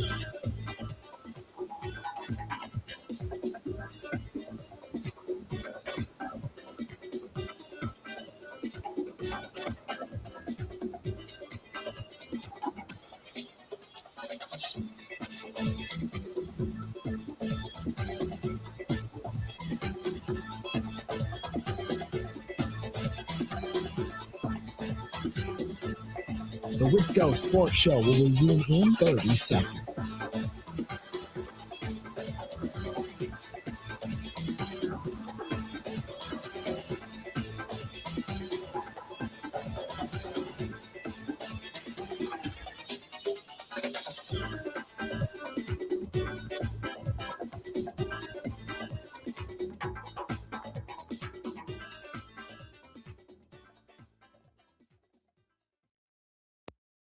If that's where we head, that there's a trade here, even though the optics are going to dictate otherwise, the Bucks are probably going to win the trade because more often than not, you don't win a championship. You don't find that success with the next team because you're trading a guy who's going to be 32 in December. For the last 4 years, there have been injuries that have had an impact of his game. It has to frighten you at least a little bit that the mid-range shot that was there a couple of years ago has vanished all of a sudden. He's never been a good free throw shooter. So there's those aspects to the game that you cannot help but question, how is this going to age, right? Like I understand you can get in the paint and finish at the rim now.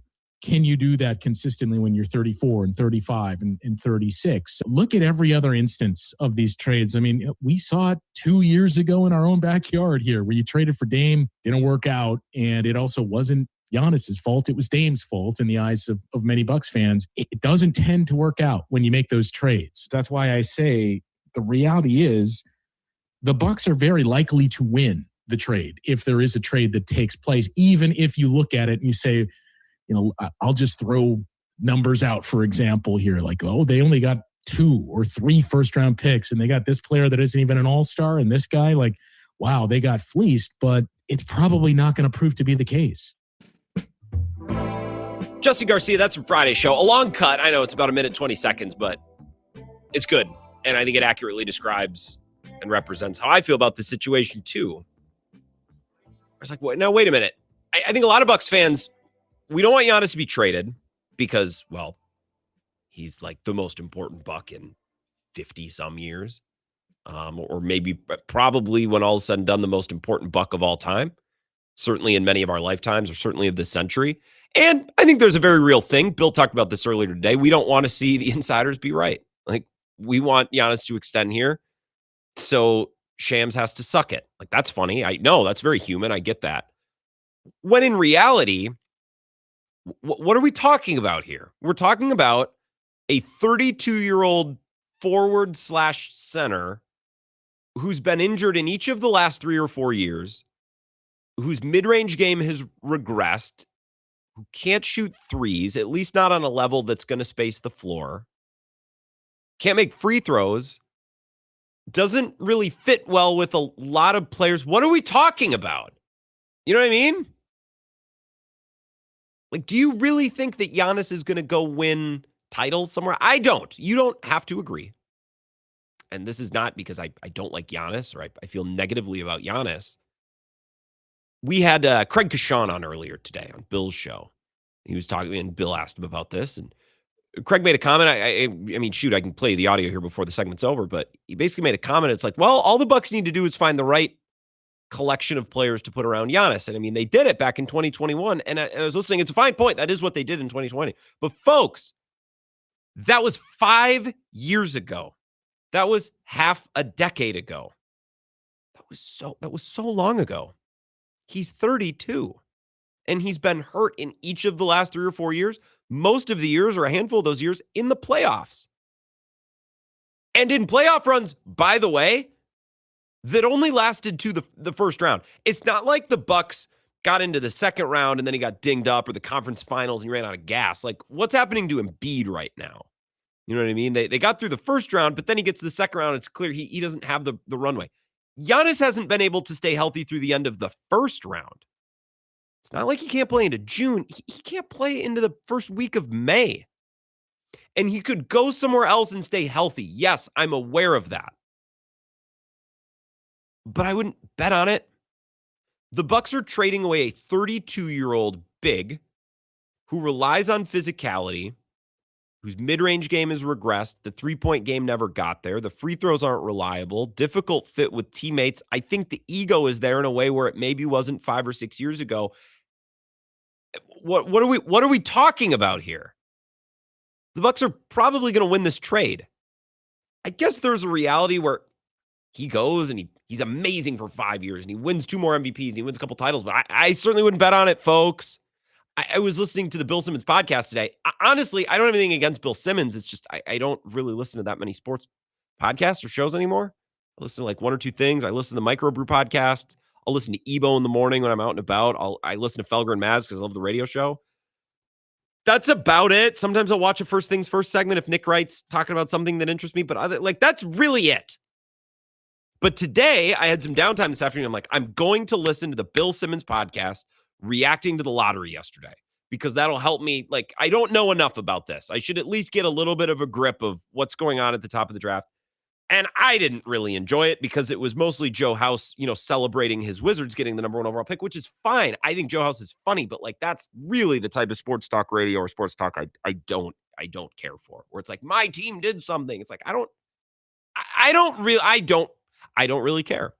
But the one thing that I really didn't like about this episode of the Bill Simmons podcast, it was Tate Frazier, Joe House, and Simmons.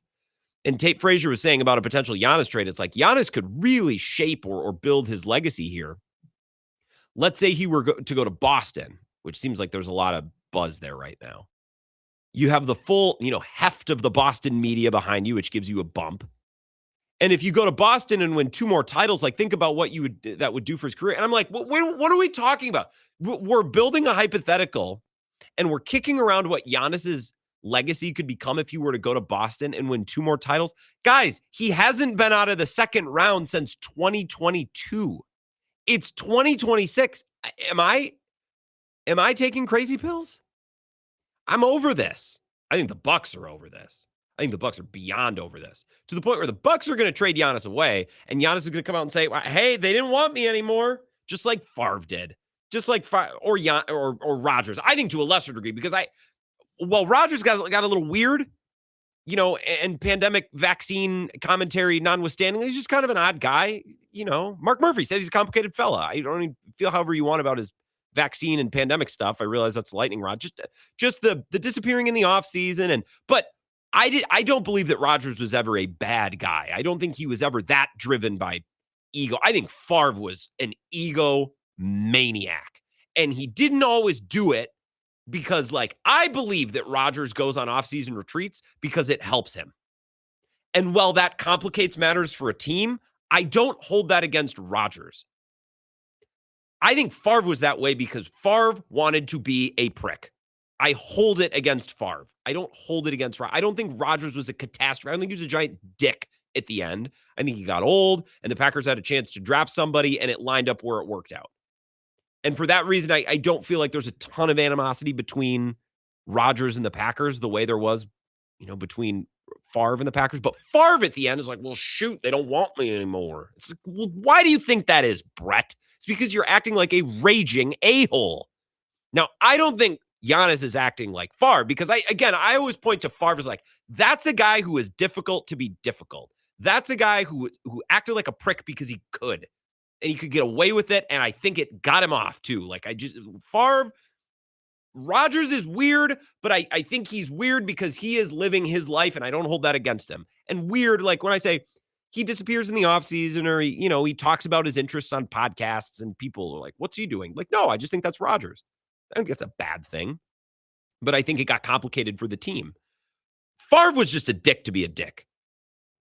I don't think Rodgers is, or Giannis, is that, but I think it's gotten to the point with Giannis where it's like the act and the routine is starting to get tired in that building, especially when he's not playing.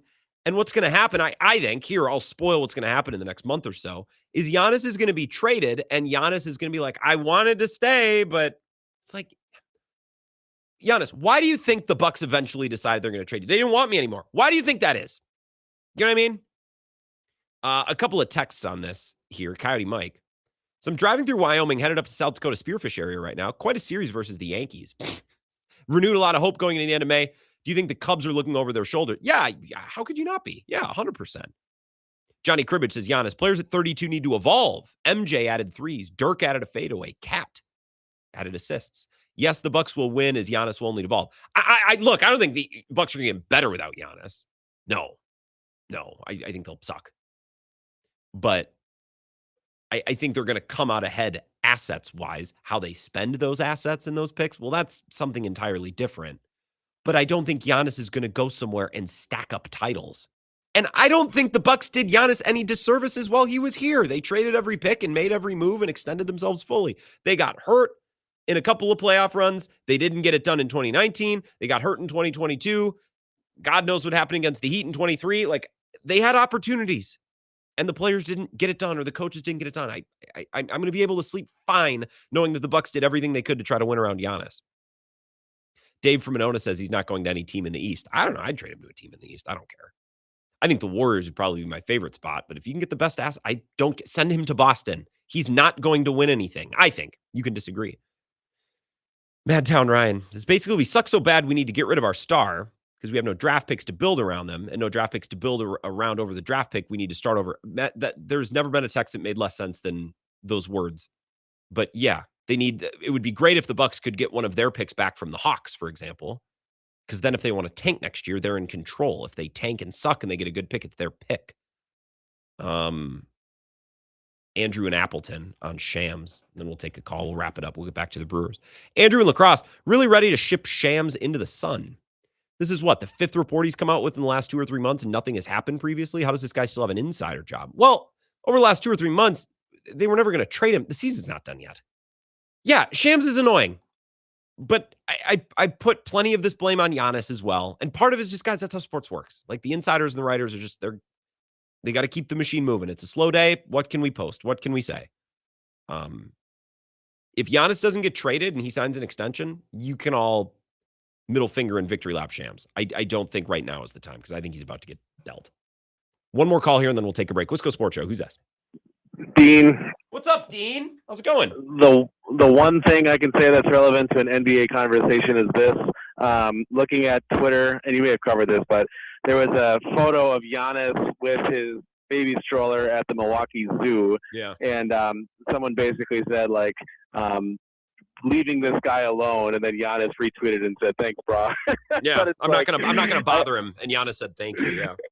Yeah, and I think the learned fans of the Wisco Sports Zone here, and particularly your show, would probably know better than to go and hit him up for anything. But I'm not sure there's any place in the world that he would not be like the unicorn, huge, recognizable guy. But I do think he's probably sick of being in this small town market where, even though the Bucks are like the last of, even behind the Badgers, like popularity, people will still flock to Giannis. Maybe if you went out to New York, people would just have their heads down so far they wouldn't care. But I don't know. He's looking for something that's just a peaceful life that he's sort of mortgaged by becoming an NBA player. So maybe. I mean, part of that is just not going to be the case. You're 6'10" and you're an NBA superstar. Appreciate it, team. Part of that is you make a bunch of money, so people are recognizing you. I don't think the Badgers are, by the way. I think it would be the Brewers 1 and the Bucks 2 in the Milwaukee market. Now, Madison, La Crosse, Eau Claire, the rest of the state would be a little different, be a case-by-case basis. I think Giannis got pretty good in Milwaukee. I think he's got pretty good. I think he can mostly exist and go to the store or go to the swimming pool or whatever and be fine. Like we talked to Bart Winkler sometimes on the show. I do his podcast. He's got a kid who's the same age as Giannis's kid. They have swim lessons in the same pool. Giannis just sits and watches. I think Giannis gets to operate pretty comfortably in Milwaukee. And I get why Giannis would want to go elsewhere because this roster is played out. I also think NBA players would be wise to remind themselves that nothing is guaranteed if you go elsewhere. And if Giannis goes elsewhere and it doesn't work, he is going to get more of the blame. He's going to get more criticism. It's not going to be like it is here. This is his home. You know what I mean? So he probably should, if he wants a chance to win a championship, he probably does have to go somewhere else. But that championship is far from guaranteed. In fact, I'd consider it rather unlikely. And there are certain lifestyle differences or changes that'll happen if he goes somewhere else. People are going to come up to him everywhere, but I think he's got it pretty good in Milwaukee, Dean. I don't know that he's being ogled all the time or bothered all the time. The Monday mailbag in about 20 minutes. Grant Bills at 21 at gmail.com. Submit your questions. A couple Brewers thoughts on the other side and a couple of NFL scheduling details as we start to wind down the show. This is the Wisco Sports Show with Grant Bills on the Wisconsin Sports Zone Radio Network.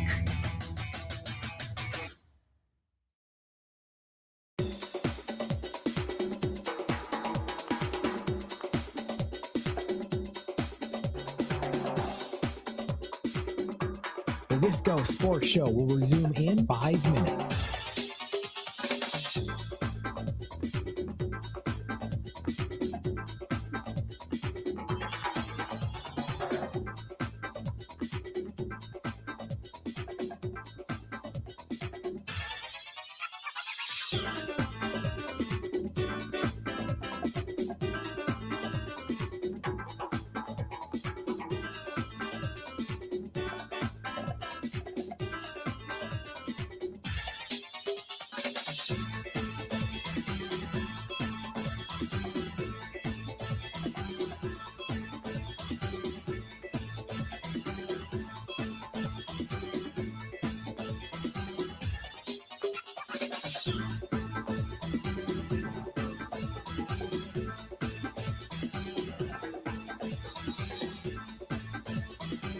The Wisco Sports Show will resume in 4 minutes.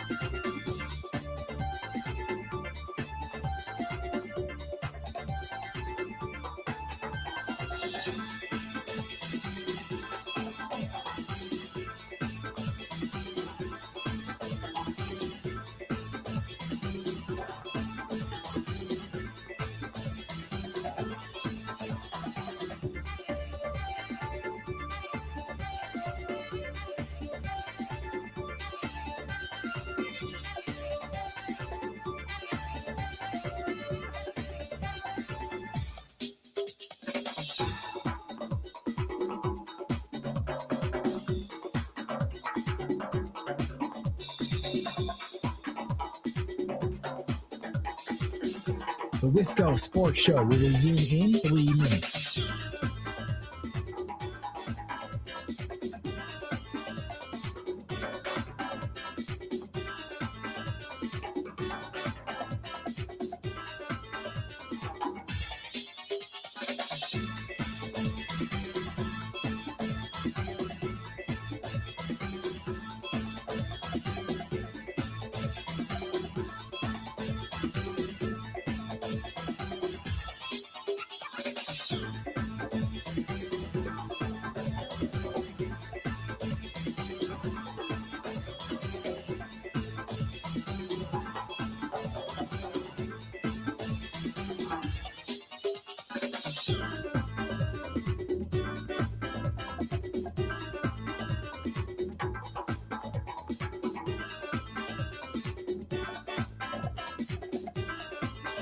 The Wisco Sports Show will resume in 2 minutes.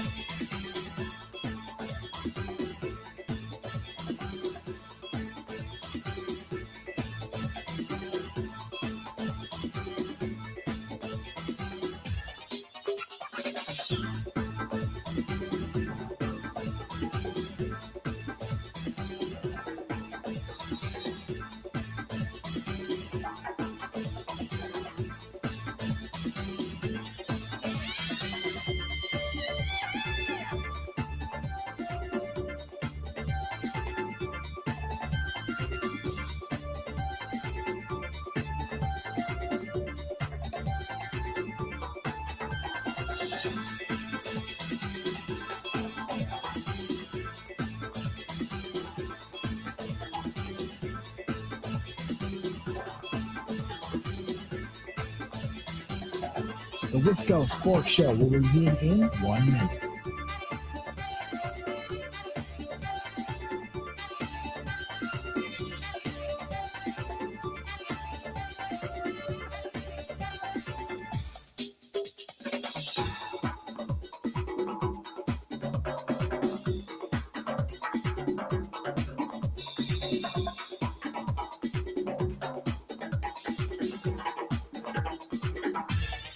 The Wisco Sports Show will resume in 30 seconds.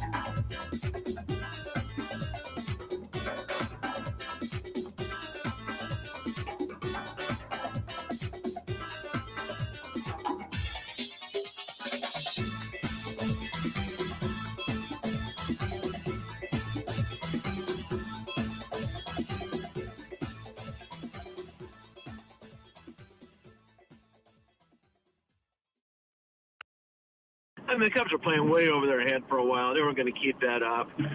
Catching a lot of teams at the right time. I mean, when it looks like Phillies and the Mets, look good on the schedule, that as far as being powers, they were two of the worst teams in the National League so far. So, catching teams at the right time makes a big difference too. I think it might be interesting toward the trade deadline, Bill, like who's going to be the most aggressive. I think both teams, the Cubs and Brewers, both need a big-time frontline starter to make a difference. If you look at both teams, they're going to match up against Atlanta, Dodgers, say Philadelphia. On paper with the rotations, you don't know. So that's why I think it'll be very intriguing to see what team goes the hardest after whatever big-time starters are available. Whether it's Sandy Alcantara from Miami, Robbie Ray, we'll see. Yeah. Bob Nightingale with Bill earlier today. Just comparing the Cubs to the Brewers a little bit. It's not to dismiss what the Cubs did. You win 20 of 23. Those games count, whether you're playing above your head or not. And the Brewers did plenty of that last year. But, yes, the Cubs were not going to, win 20 of 23 for the rest of the year, whatever pace that is. I'm not sure. I'm not going to do the math. I laugh a little bit at Bob's breakdown. It's like, well, let's see which of the two teams will be more aggressive at the trade deadline. Well, it'll be the Cubs because Matt Arnold's just not a guy to swing trades. I also don't agree with Bob's assessment that both teams could use a frontline starting pitcher. I mean, you could always use more pitching, but this Brewers team, man, do they? Chad Patrick's hanging out in the bullpen. Drowan is a guy who could make starts hanging out in the bullpen. Gassler's in the minors. Priester, I just don't know what to do with. You could tell me that he's back in 2 weeks pitching fine, or he doesn't pitch again this year. I would believe both things. I'm just not sure. The Cubs could use a starter. I think Freddie Peralta makes a world of sense for the Cubs. He's not a true ace. They don't really need a true ace. That's supposed to be Edward Cabrera. I was listening to Sam Olber and Matt Cozy, who do Locked On Cubs. They do a really good show. And Sam was making some good points about Cabrera. He's been effective until, I mean, they got blasted on Saturday. They got shut out 6-0 by the Rangers. And they lost that start by Cabrera. But previous to that, he had won, or the team had won, his previous 4 appearances and then 2 of the previous 3. So he's been effective. He's 3-1 on the year. He's given up a lot of hits. Gave up 7 hits on Saturday, gave up 9 hits in 6 innings on Monday to the Reds. 6 hits in 5.2 innings to the Padres, along with a walk or 2. Like, I don't know. Cabrera, they acquired Cabrera to be their ace, right?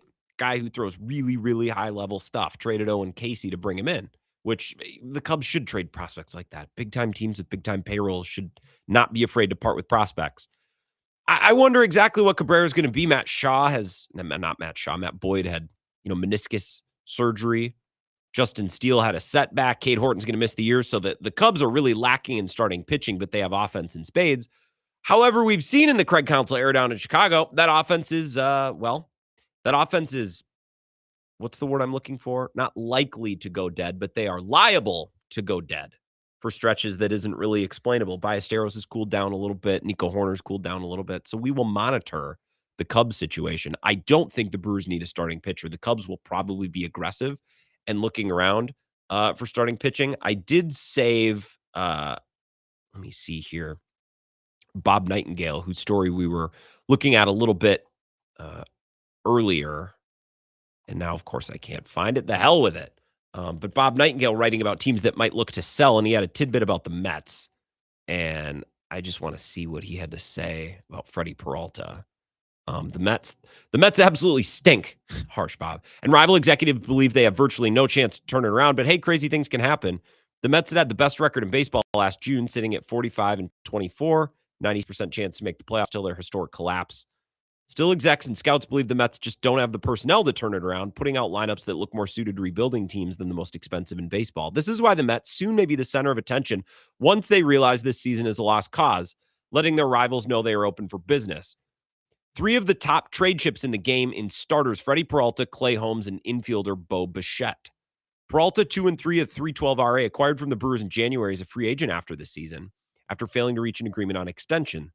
They could re-engage before the trade deadline, but if they don't reach a deal, why not get something for him now? I have no idea. I don't know why the Mets would give Freddie Peralta a bucket of money, but then I kind of thought they'd acquire Freddie Peralta, they'd be good, so then they'd give Freddie Peralta a bucket of money anyways, because why not? They're the Mets. God knows they can afford it, but now that they're winning, like, do you want to throw probably what is bad money after bad money? Like, you're throwing, I guess you would be throwing good money after bad would be the expression.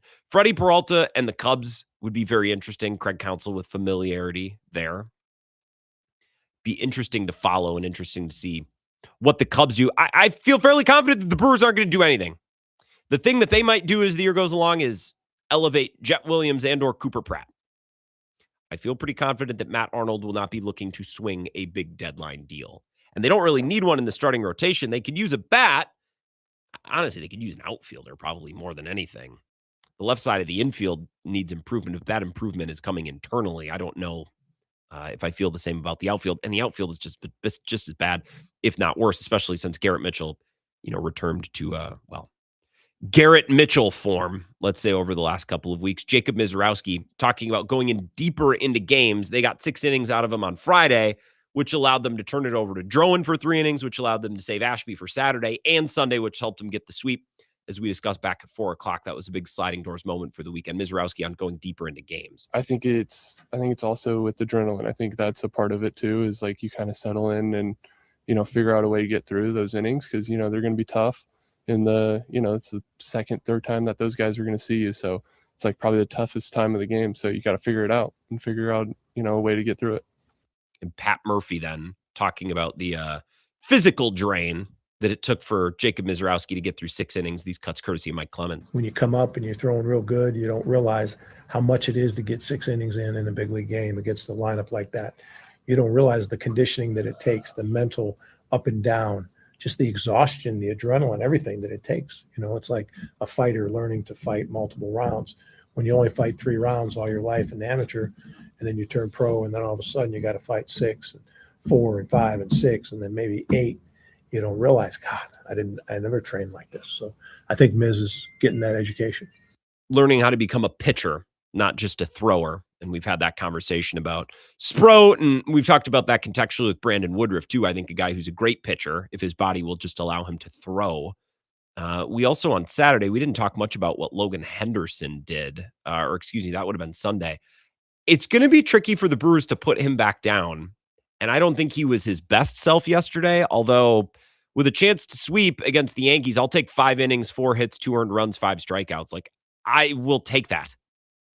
That's pretty darn good. I just want to look at his game log here in his starts in 2026.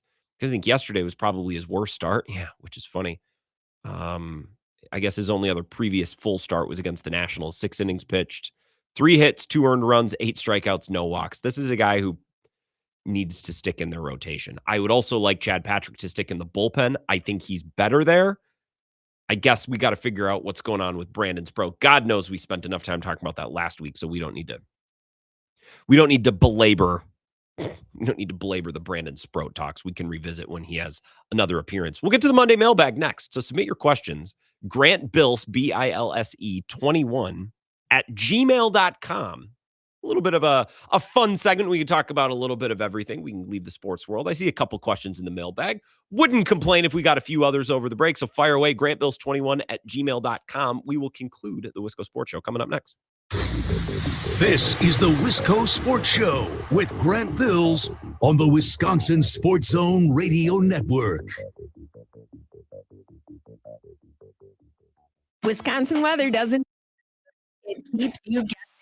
That's why your windows and doors need to handle everything. At Pella Windows and Doors of Wisconsin, we build for year-round comfort. Get the look you want for the home you love with 0% financing options available. So you can upgrade now and pay over time. Plus, enjoy a free in-home consultation, expert installation, and a 10-year limited warranty. Schedule today at PellaWI.com. Certain restrictions apply. It's 5/31/2026.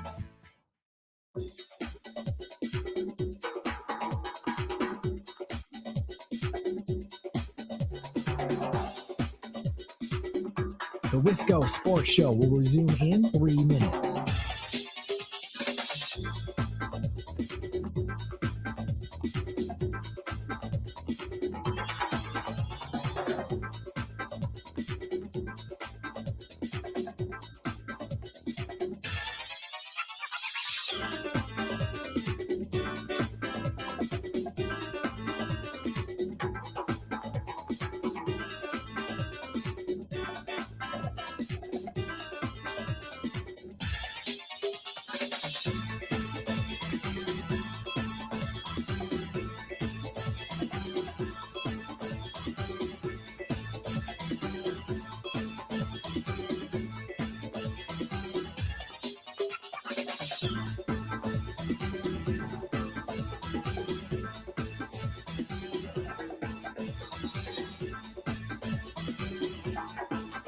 The Wisco Sports Show will resume in 2 minutes.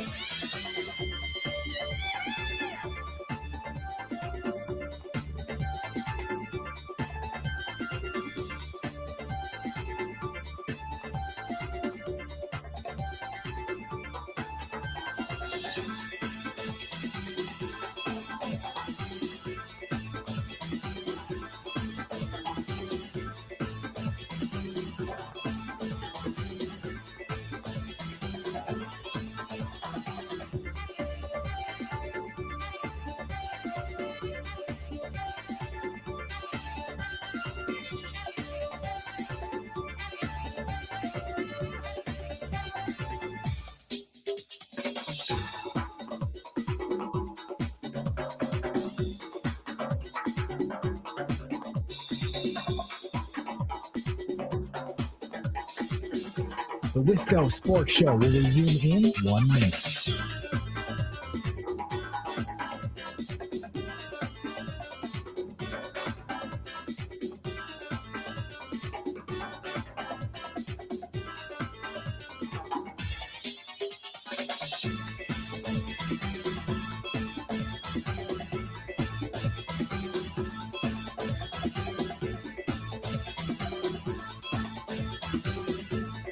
The Wisco Sports Show will resume in 30 seconds.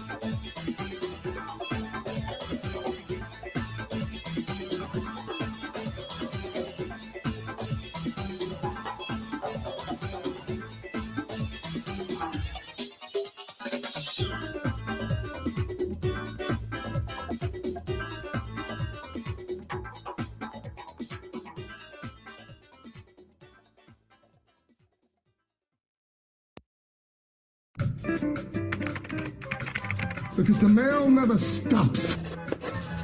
Charles, I'll be writing to you. She's got mail. That's the name of the book. That's it, honey. There's never a let up. It's relentless. Every day it piles up more and more and more. And you gotta get it up. And the more you get out, the more it keeps coming in. The Money Mailbag. Submit your questions. All topics are on the table. GrantBills21@gmail.com. We begin with UWL Thomas. I want to open by saying you had a wonderful Mother's Day. Special shout out to my mom, Chris. Shout out, Chris. Will you be making any trips to lacrosse this summer? I'll be a summer intern with both the Loggers and Steam, hoping you do a live broadcast from the ballpark again. I don't know if Bill's going to be at the broadcast booth for the Loggers. I don't know if he's making a stop. We both did shows at Copeland Park, I think 2 summers ago. I would again. It's just summer's busy, Thomas. You know how it is. Like, yeah, I'd love to do that. And then all of a sudden it's September. So if we do, Thomas, I will definitely let you know. I should talk to Mr. Kabanke about that. Tyler in Massachusetts. Last week, a Massachusetts state trooper was killed by a wrong-way driver on the North Shore. Also, a wrong-way driver injured 5 people on I-41 in Winnebago County. Have you ever encountered a wrong-way driver on the roads? I'll give you sure, in downtown La Crosse. It's always funny when you're because it's all one-ways down there. So when you're sitting in a bar or restaurant down there, like Beer House would be a great example, corner of 3rd and Pearl, or even the radio station. Although the radio station's a bad example because that's on 2nd Street. But every once in a while, you'd be looking out the window, you're having a drink or food, and you'll see the car go the wrong way. You kind of laugh. I have not encountered one while driving, at least not when it comes to mind. However, yesterday, I was driving on a 2-lane county highway, and there was a manure spreader in front of me and headed the same way. And we were about to go up a big hill, and the car in front of me, what a bozo. We had all the time in the world to go. Wouldn't pull the trigger. And then we got to the bottom of the hill and we were porked, and it added like 10 or 15. This is a big hill. It's like we are going to get to our destination 10 or 15 minutes later than we should because you don't know how and when to drive a truck. The guy driving the spreader was waving his arm. Go! And then, of course, we get to the top of the hill, and now we have amassed a parade of cars. And the guy in the Dodge Ram, 5 cars back, is pissed, and now he makes a run for it. So all of us are like, well, we'll wait for the people with the anger issues to go so I don't pull out in front of them. So it was just a whole ordeal. So people, lock in a little bit. There was a big tractor. There was a big John Deere on 12 coming into Madison westbound today. Let's just lock in a little bit. Let's be tractor aware. When you have a gap, seize the gap. When you have an opportunity, please and thank you. Lee. So this was a great time at the range. He was at the Bill Michaels Open. I think I won the shotgun beers contest, but would love to see the footage. I think it was pretty close. It was pretty funny seeing Kate drive around the course, endangering your life and establishing dominance. We can all agree Styx sucks. But do you bump REO Speedwagon, and could your band play Roll with the Changes? Thank you. Love the show. I do love that song. Great song. I've actually suggested it before, but I don't know. I also don't like Styx. No offense to Styx people. They're just a little, I don't know, more of an REO guy. Andrew says, Priester this year is like Tobias Myers last year. You remember him being good the previous year, but it just never arrives. Also, big live music head, what's your favorite Madison music venue? Haven't hit the whole city, but for my money, it's the Majestic. I've never seen a show at the Majestic. Sylvie's great. Been to a bunch of them there.